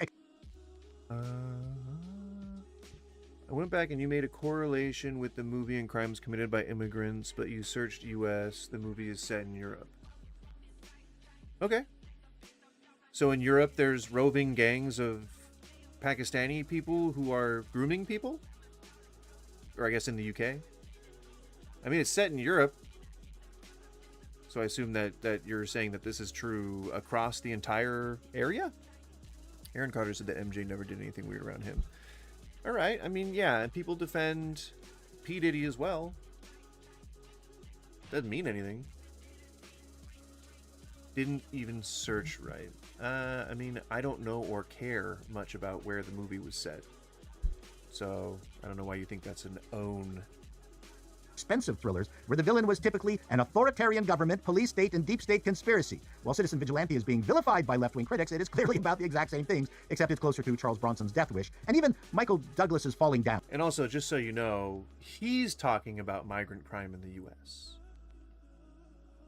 Just so you're aware. I watched that again, not to... And the majority of people who watch this film will be based in the U.S.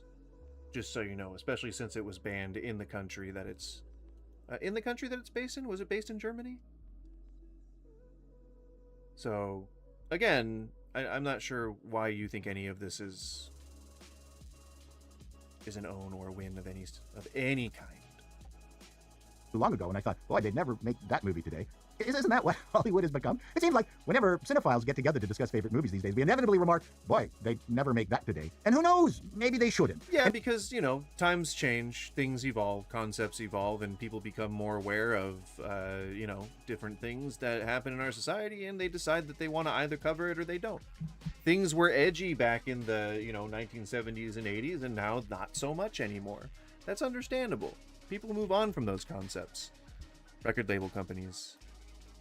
Maybe it was impolite of Boll to have made Citizen Vigilante. No one in power wants a mirror held up to their actions or lack thereof. Society seems to have been taken over by left-wing totalitarianism, even though you'll find governments of both left and right stripes. I don't think Citizen Vigilante is a great film, but it is cathartic and absolutely relevant. More relevant than that fake Anti-Ice Academy Award winner. It's got a very high Rotten Tomatoes public rank. Anti-Ice Academy Award winner? What was the Anti-Ice Academy Award winner?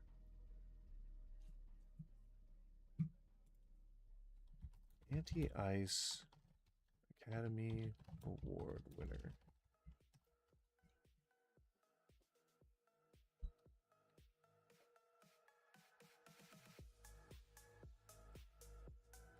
International feature film?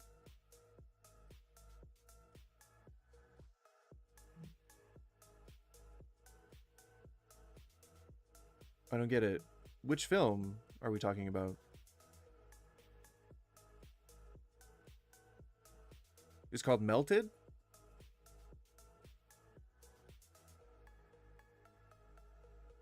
Is that what it's called? I feel like that's a stupid name. This guy got a lot to say about nothing. Are you referring to me? I don't really say a lot in general. Well, I try to keep it entertaining, but I tend to let the videos speak for themselves. Is the movie going... But the guy on the screen, he spent the last 7 minutes definitely just talking about nothing. To rile up the wrong people to do the wrong things? Look, I hope not. That's the fear, of course, but Citizen Vigilante... But it could be us both, you know? we could both just be pointless human beings. You know? Maybe that's just our role. Would not exist if politicians and the judicial Wouldn't system... that be comforting? If you just knew that your only reason to be on this earth was just to exist. Ah, that'd be so peaceful. Just did their jobs. Till next time, denizens, be seeing you. Okay. So we talked about crime. We talked about how... Hello, denizens. With No. great caution, I'm announcing that perhaps the tide is turning when it comes to the movie making and movie watching My Microsoft Edge had Y'all know that sequels don't gone and fucked itself. usually do very well, but the far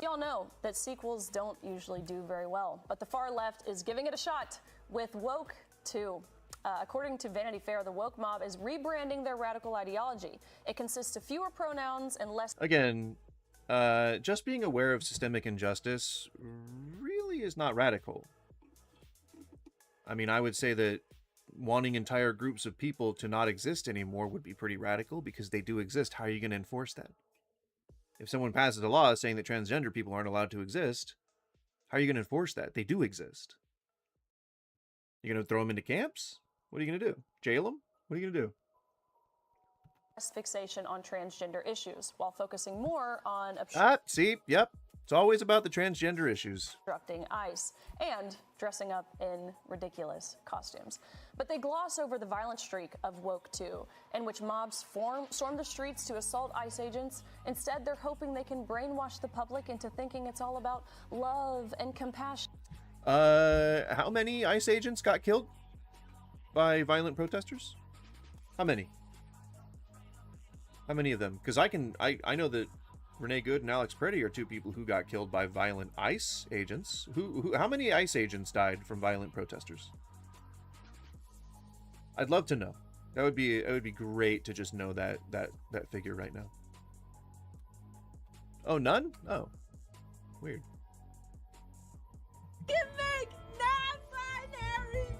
Athletes. Now, bear with me here. All right. I might actually agree with a lot of stuff that's said in the next 19 minutes. Well, that'll be really quick. We'll make it quick. All right. I might actually agree with some of this stuff, because I'll see. That's the thing. I'm not afraid to look at my own side and say, okay, some of the things you're doing are pretty ridiculous, especially if we're talking TikToks. Some dude was suing the government because ICE agents paid him a visit after criticizing them. Fuck ICE, man. Like, they're such whiny little babies. It's all the Gen 6ers who got pardoned. They went right away, and like the 1%er, or it's the 1% or 2%, whatever the fuck. Are you not afraid of losing your citizenship? No. It's not like it was in 1940s Germany, like or 1930s Germany, like they're not roving the streets like trying to abduct people. Not yet, anyway.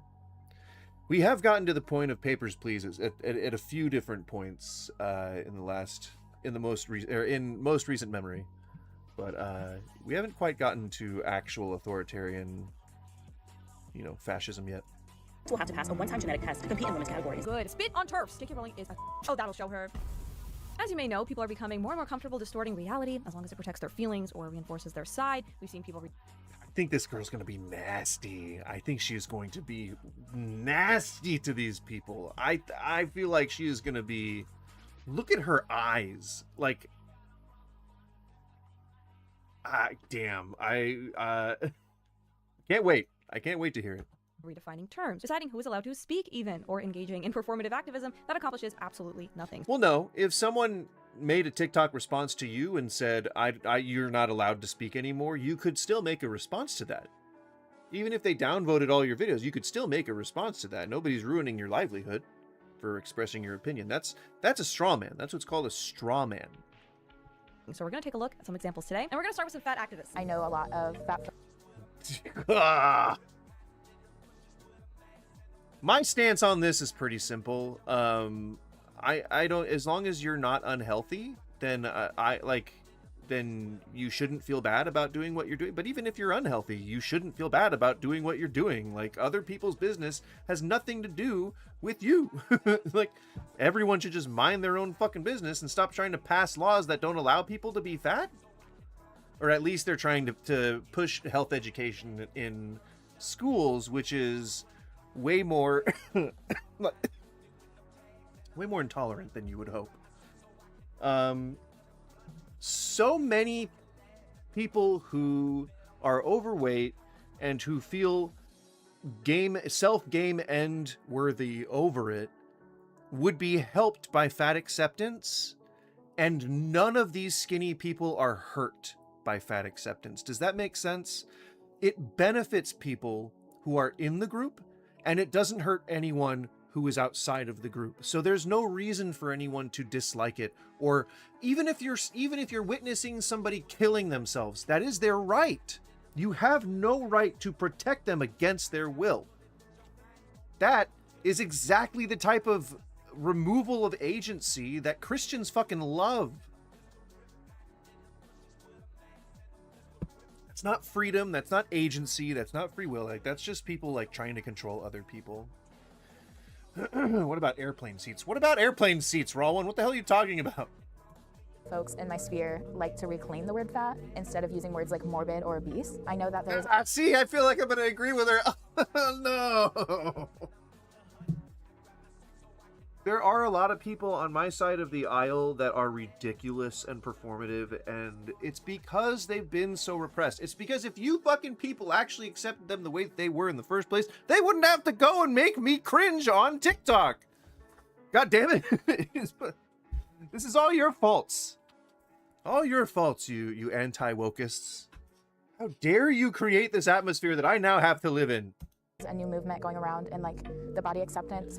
Sir, if I'm miserable, it's cute you think you can live a peaceful life. I mean, you can make other people's life hell if you want. That's your right. Go ahead. Here, that is called categories, and what it describes is the different levels of privilege you have based on how fat you are. Dude, she can't even talk without running out of breath. We're worried about the categories, and who's allowed to say fat? There are bigger issues here, literally. See, okay, like that's the thing. Like, there's definitely like bigoted ideas. Like, you can't even say that without running out of. Like, do you have to make a comment? She knows she's fat. She's talking about being fat. You don't have to continue that. Like, it's bad enough that they think this about themselves. What makes you a bad person is that you're willing to say, yup, yeah, you're fucking fat, dude. That's not helping anybody. It actually drives people who are in self-game end mode further into it. I'm going to do my best to not use the O word because I find it pretty offensive. So I'm going to use fat-bodied. Wait. Offense? Ostrich. Osteopathy. Oh, obese? Nah. Wait, genuinely, who cares? If that is an accurate word in this case. I mean, I kind of, oh, man. See, I told you I'm going to agree with her. Oh, my God. When she's like, I don't like using the O word because I consider it offensive. I like fat-bodied. What? Obese is just again, it's just a word used to define your current state of being. It's not a judgment on you. Using a word that is not historically meant to marginalize people doesn't mean that you're getting marginalized all of a sudden just because you don't like the word. Oh my God. We are the biggest babies. Like, underneath it all, like, we project the biggest image of crying babies, but the right is the most extreme crying baby example. You know what I mean? Like, this is a whole discussion about obesity with Jillian, who I, by the way, agree with on many things. So the word obese is gonna come up. Literally just having too much body fat. It has nothing to do with the quality of the person. I want to ask you right now to stop using obese and be a part of that. Okay, so fucking Christ. And then it really does devolve into this kind of thing where it is the my way or the highway thing. No, why can't you just do it? Why can't now that's offensive. You're being offensive. You know what I mean? Like, it devolves into something like that. Just this shouting match over morals. You want obese is a slur. Obese is a slur.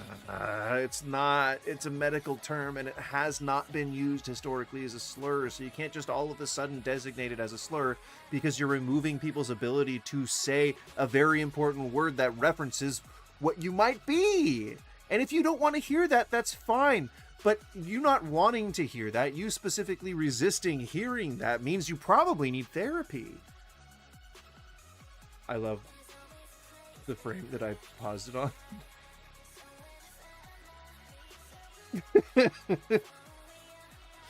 Not the most flattering, and probably not what this creator intended. What's up, Patrick? Don't call anybody obese here. That's a slur. The biggest issue is that people aren't listening to God. I mean, politics are what reflects society. It's a scam. I would agree with you that it's a scam, but it's more of a Ponzi scheme rather than an illusion. Politics exists. It very much shapes the world that we live in, because if we have to be a member of society and accept all the social contracts that go with that, that means we have to operate within the confines of what laws and policies are. And since we, citizens of this country, have the opportunity to define what those policies are, that means that all the decisions that we make, all the stances that we make or don't take, are political. And so therefore, our entire existence is political. We are required by cosmic law to engage with politics nearly every day of our life. I kind of want to leave it here. First of all, no, it is not. Obese is not an insult necessarily. It's just a clinical descriptor, right? It's used I know, I agree. I'm sorry. I agree. I'm sorry. She's a chud, but I agree. medicine. It exists for diagnostic clarity, right? There needs to be distinction between fact and your feelings. Precision is what allows people to make Yes, but I don't like the trope. I agree, but I don't like the facts don't care about your feelings thing, because that's stupid. informed decisions about their health. So you're not allowing that precision because you find the word triggering, but you can't meaningfully address a problem if you refuse to name it. You are fat. I don't want to hear your opinion on anything. And that's true. That's true. I agree with her. Fuck. Oh no. I've seen some of her other videos. She has some wild takes. Activist and you're out of shape. You can't run a mile. You can't do a pull-up. I'm not going to take you seriously. It's as simple as that. I disagree here because somebody's body has no bearing on their ability to analyze policy, let's say, right? Economics. Dismissing them in general, right, on that basis doesn't make sense. Now, if we were talking True. Now that would be what fat phobia is, right? Whose bones are top on a sweater? Who buttons?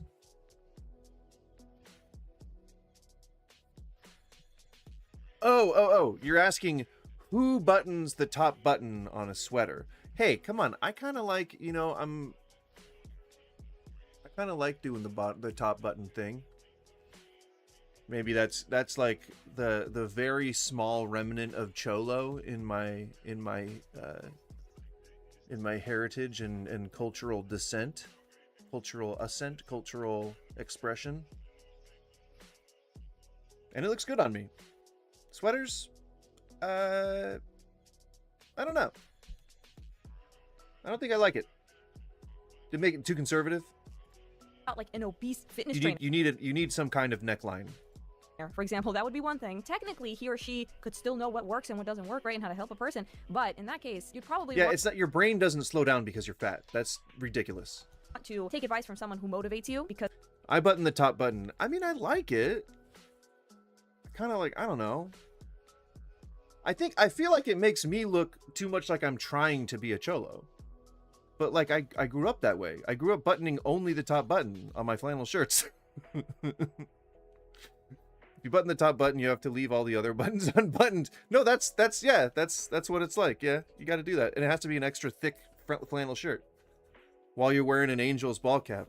Ooh, God, don't let anyone catch you wearing an Angels ball cap. Outside of Anaheim. Not even in Anaheim. You just have the wrong hat to pull off the top button? Nah, dude, like the 5 panels are the only ones I can wear. I have a big head.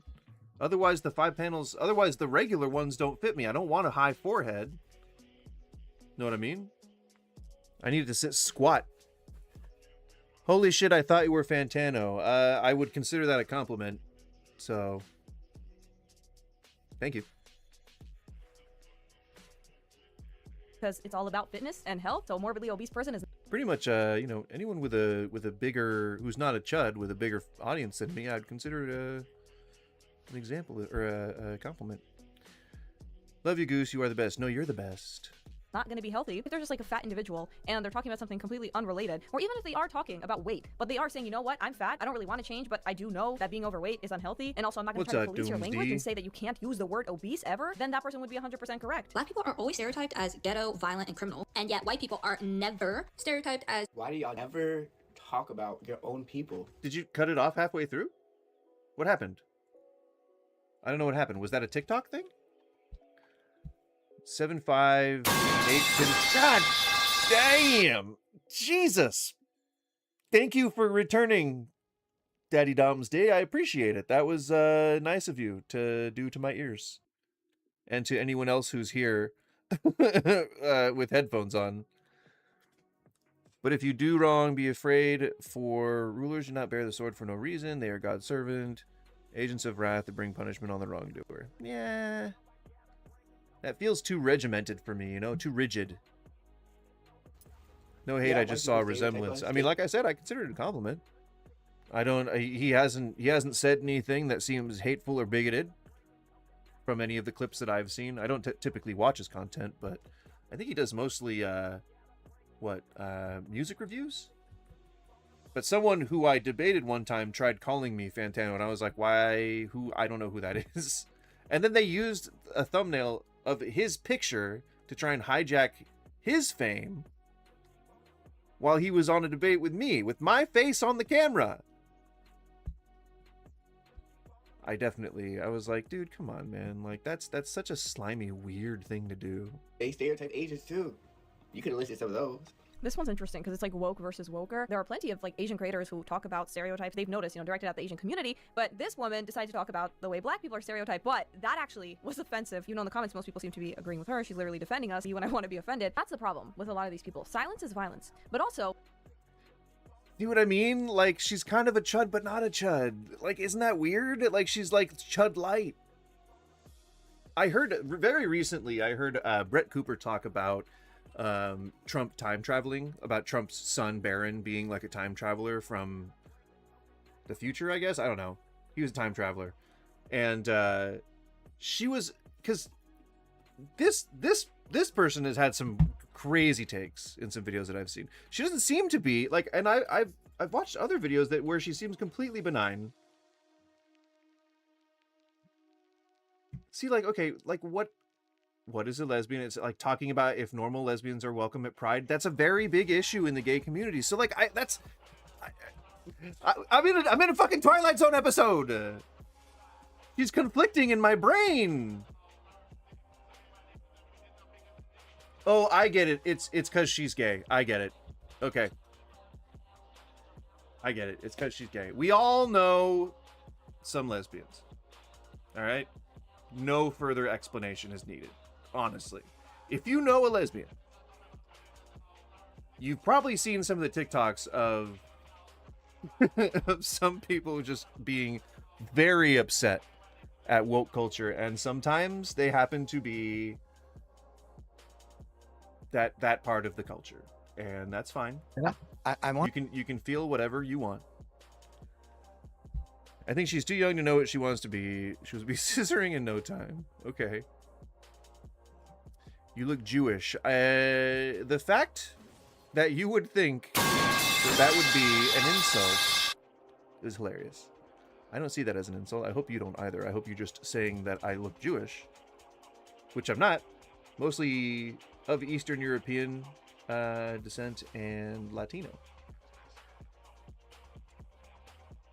I'm never friends with lesbians. They're weird. See, you heard it from a gay guy. You shouldn't be friends with lesbians.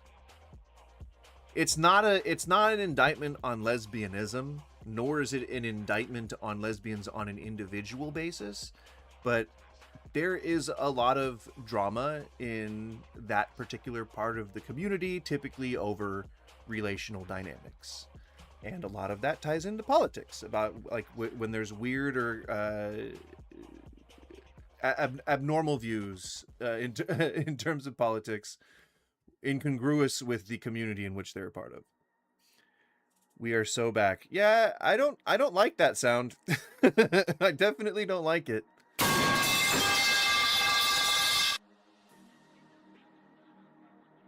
I definitely don't like it. If I had to just give my my honest opinion,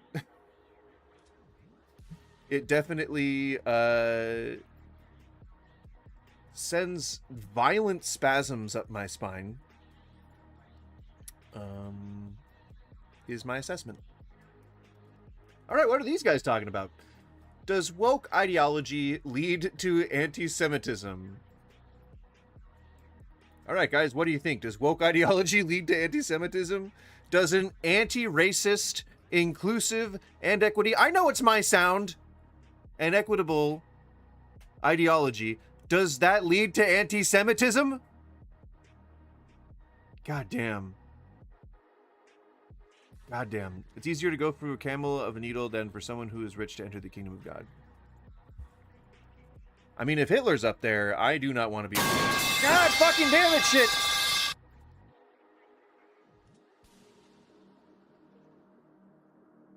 I'm pretty sure they all have the same sound. It reminds me of the Steve Austin intro. What is that? He's I like a beer. I want a beer. What was it? What was his thing? I need a beer. Give me a Coors. I need a silver bullet. Sponsored by Coors. I want to just ask you, and this is, I don't know if it's controversial, but it seems to me that if you take the ladies and gentlemen, please stand for the Steve Austin national anthem. Let me try it with the volume down.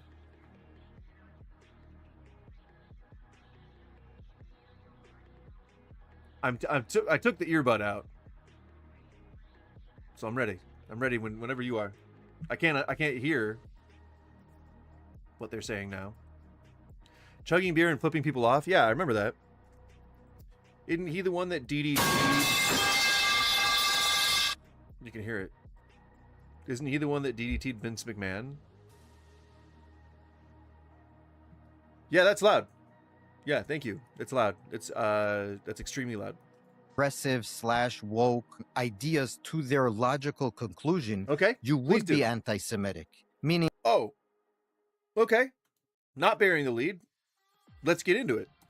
If you judge, it's a group identity. He's about to answer this in this entire short. So we're going to learn everything we need to know about how woke ideology leads to anti-Semitism. Let's do it. Judgment thing. And if you look at groups of identities and you say, if a group is successful, and it seems to me that that is the only criteria, if there's a discrepancy of outcomes, it must mean that there is institutional racism. So if blacks, for example, in America are poorer than on average than whites, it must mean that the whites are being advantaged by institutional racism, and therefore the blacks have no agency, and they are being, institutionally discriminated against. And so, if you take that to the Jews are, in America at least, disproportionately richer. They are more educated. Their families are stay together more. They have strong communities. They're in politics, academia, media, Hollywood, all these things. They have overrepresentation. And so if you look at it from the lens of the progressive, at least in the way that it's presented nowadays in mass media and academia, there's I would be an anti-Semite if that was the way I thought of the world. Yeah, because that's evidence of what happens when you begin with a false premise. Everything that follows is false, and you just compound the folly. And that's a perfect example. The false premise that the woke have started with is that inequality of outcome is evidence of racism or some sort of discrimination within the system. And that's been said explicitly by critical race theorists and those who have followed them. People like Ibram X. Kendi. I mean, he said any inequality of outcome is evidence of racism. He said it quite explicitly. So that's false. Come on, man.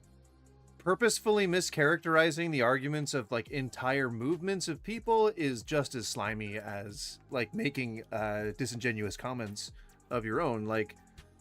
You're lying to just make your own point. People have often said that unequal outcomes are, or unequal outcomes are evidence of racism within the context of the discussion of systemic racism. Like, they're not just talking about in general. It just means that, oh, all of a sudden it's racism. That's not the fuck what it means. The system is not perfect. It will collapse someday. Okay, hold your breath.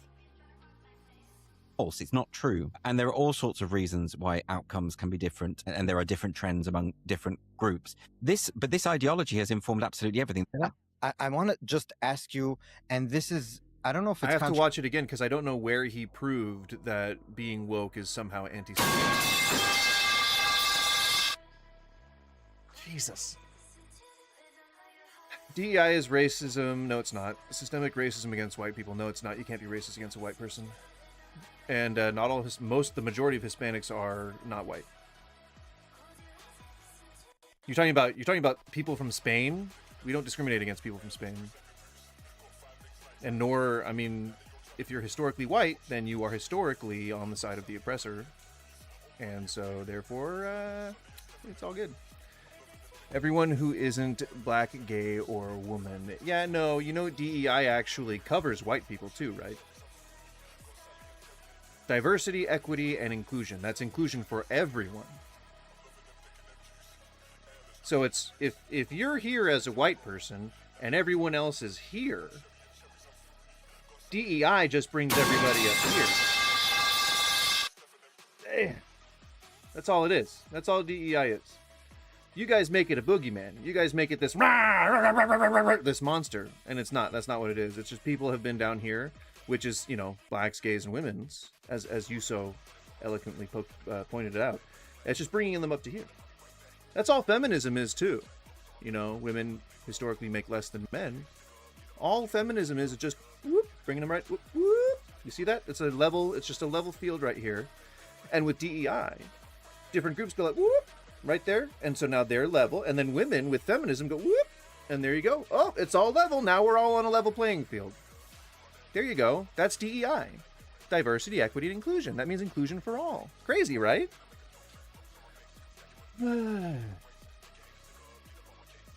Wrong form of the word your, but okay. And uninformed. No, I'm probably more informed than you are.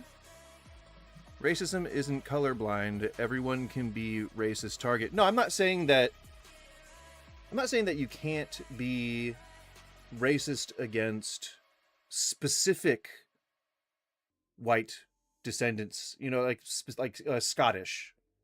I don't know, if you're Irish, you can probably be racist against Scottish, but I don't know why you would, but you could be. But that's like, you know, you could say white on white crime.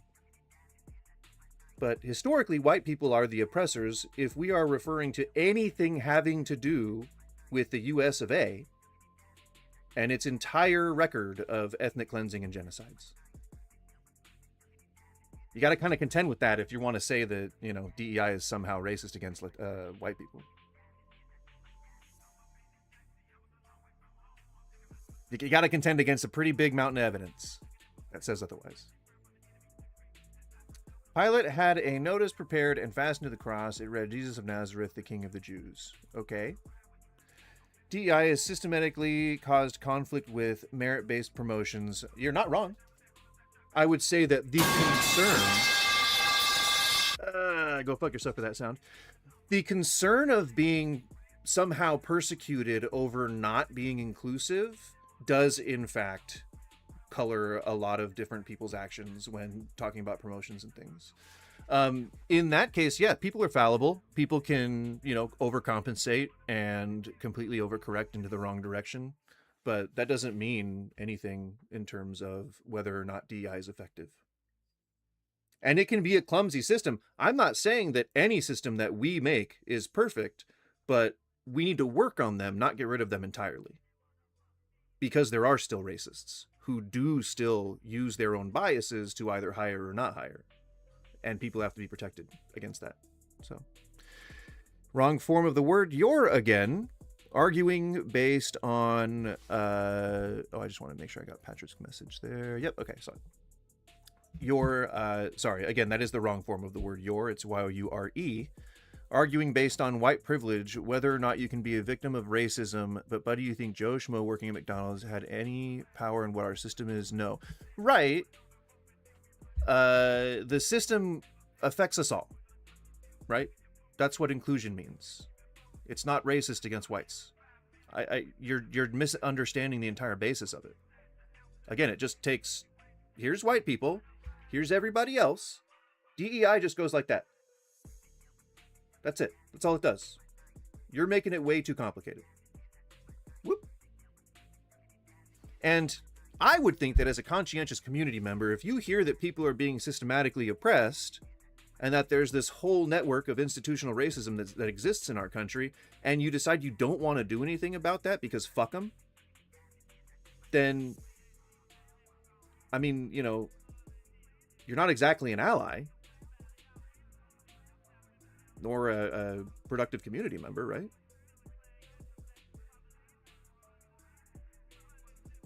And I'm arguing based on white privilege, whether or not you can be the victim of racism. Yeah. Again, if you know that systemic racism or institutionalized racism is happening and you do nothing to stop it, or if you even help perpetuate it, and if hearing about that doesn't stir anything within you, then one could argue that that's based on white privilege, sure. But it's not the plight of every, you know, white man, I guess, right? I don't know why you would think that that's what I'm arguing. All I'm arguing is that, and I can really just boil this down to like a pretty succinct statement. I just believe that everyone deserves an equal chance to have a long and happy life. And whatever the government can do to help, I'm down. As long as it's actually like help, I'm into it.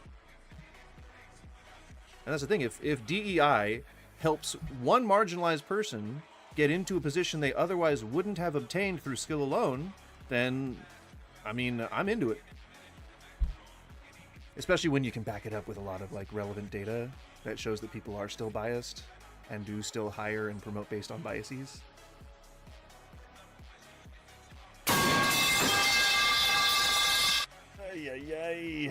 In a capitalist environment, we have no room to work on the plane because the plane is currently in flight. That being said, systemafi? Oppression has no resolution point. It's either we oppress or we are oppressed. No. It's not survival of the fittest out there, man. We got together and we formed civilizations. The monkey brain is gone. You need to just cooperate within society. Because you can't very well fix and fly the plane at the same time. Yeah, you can. If you have people who are skilled enough to crawl out on the wing and start doing some repairs in real time, you absolutely can. But the problem is we don't have anyone like that in charge. I'll be at the cookout eating my oxtail and... Oh, damn, dude. Don't fucking tempt me, man. Ooh, oxtail and greens. God fucking damn, dude. You're really speaking my language. I am now realizing I'm very hungry. And it's 2. It's actually an hour later than we were supposed to go. So thank you guys for sticking around that long. Remember, this is the last stream. This is the last stream ever. It's the last stream. I'm kidding. We're actually just moving to evenings. We're moving to evenings. 5 o'clock is when we're going to start. Starting tomorrow. We're going to be talking about shitty food again. Stupid food. I think that's a good, easy, gentle topic to run out the gate with. Although last evening that we did stupid food, nobody showed up, but I got faith. If not, then we'll go back to something like this. This tends to get the people in. You know? In and talking. I love the discussion. Gosh darn it. You know? Here's to more. Here's to more. And thanks for being my new friend, Special. You've definitely made it a day. And I enjoy that, thank you. And Daddy Doomsday, the monkey brain is gone. You just need to cooperate with us in some way. That itself proves the monkey brain is alive and well, right? No. Meaning that we've moved beyond primitive needs. We now need to cooperate as a civilization. As people who, you know, think and feel and all want and have needs and ambitions and dreams and stuff. You got to respect that. If you expect people to respect your dreams and ambitions and goals and all that kind of stuff, you got to turn around and do the same shit for your neighbor. And that means sometimes paying it forward, even when it's uncalled for. You know? It takes a village, man. It's the idea of a simulator you will be opposed. But people aren't like that. We can defend ourselves against the people who are like that. We don't have to be like that ourselves. We can be better than that. Inherently, we can just be better. The worst part about being a male white person is realizing that a marginalized person was able to get in, go further than I was because I was lazy and ignorant. That happens. I'm lazy and ignorant a lot, and people often don't know that I'm a member of a minority because I don't look like one. So there you go. All right. Thank you, guys. Have a wonderful day. I will see you not tomorrow morning, but I will see you at 5 p.m. Pacific Standard Time tomorrow evening, where we will be talking about stupid food. Some really shitty recipes. I'm going to do a lot of research. I'm going to try and get a lot of TikToks. I'm going to try and aim for like full recipes where they're just super wrong. Just like, and they go through the whole thing and they're like trying to be all Michelin star and shit. If you didn't know, I'm a chef. Damn, dude. Nature itself doesn't prove anything, but okay. Nature itself proves that we are fated to split and have factions. Okay. Biology shows this in the way that multicellular organisms exist. That has nothing to do with social behavior. I know that you want to try and correlate molecular behavior with social behavior, but you're gonna have to make a pretty good case. But do that tomorrow. All right, do that tomorrow at 5 p.m. I've been Goose. Please subscribe, please. It's really meaningful to me when you guys subscribe. I really appreciate it. And throw a like on the video. You know, share it. Share this wonderful screen. I'll even show you guys my dancing. There you go. Enjoy that. There's my dancing. Please enjoy. There you go. Look at that. Enjoy my dancing. God damn it! Shit! It's very loud. It's very loud. It's very loud noise in my ears. Woo! All right, thanks again, guys. Love you too, Patrick. Have a good day. Bye, guys. God damn it!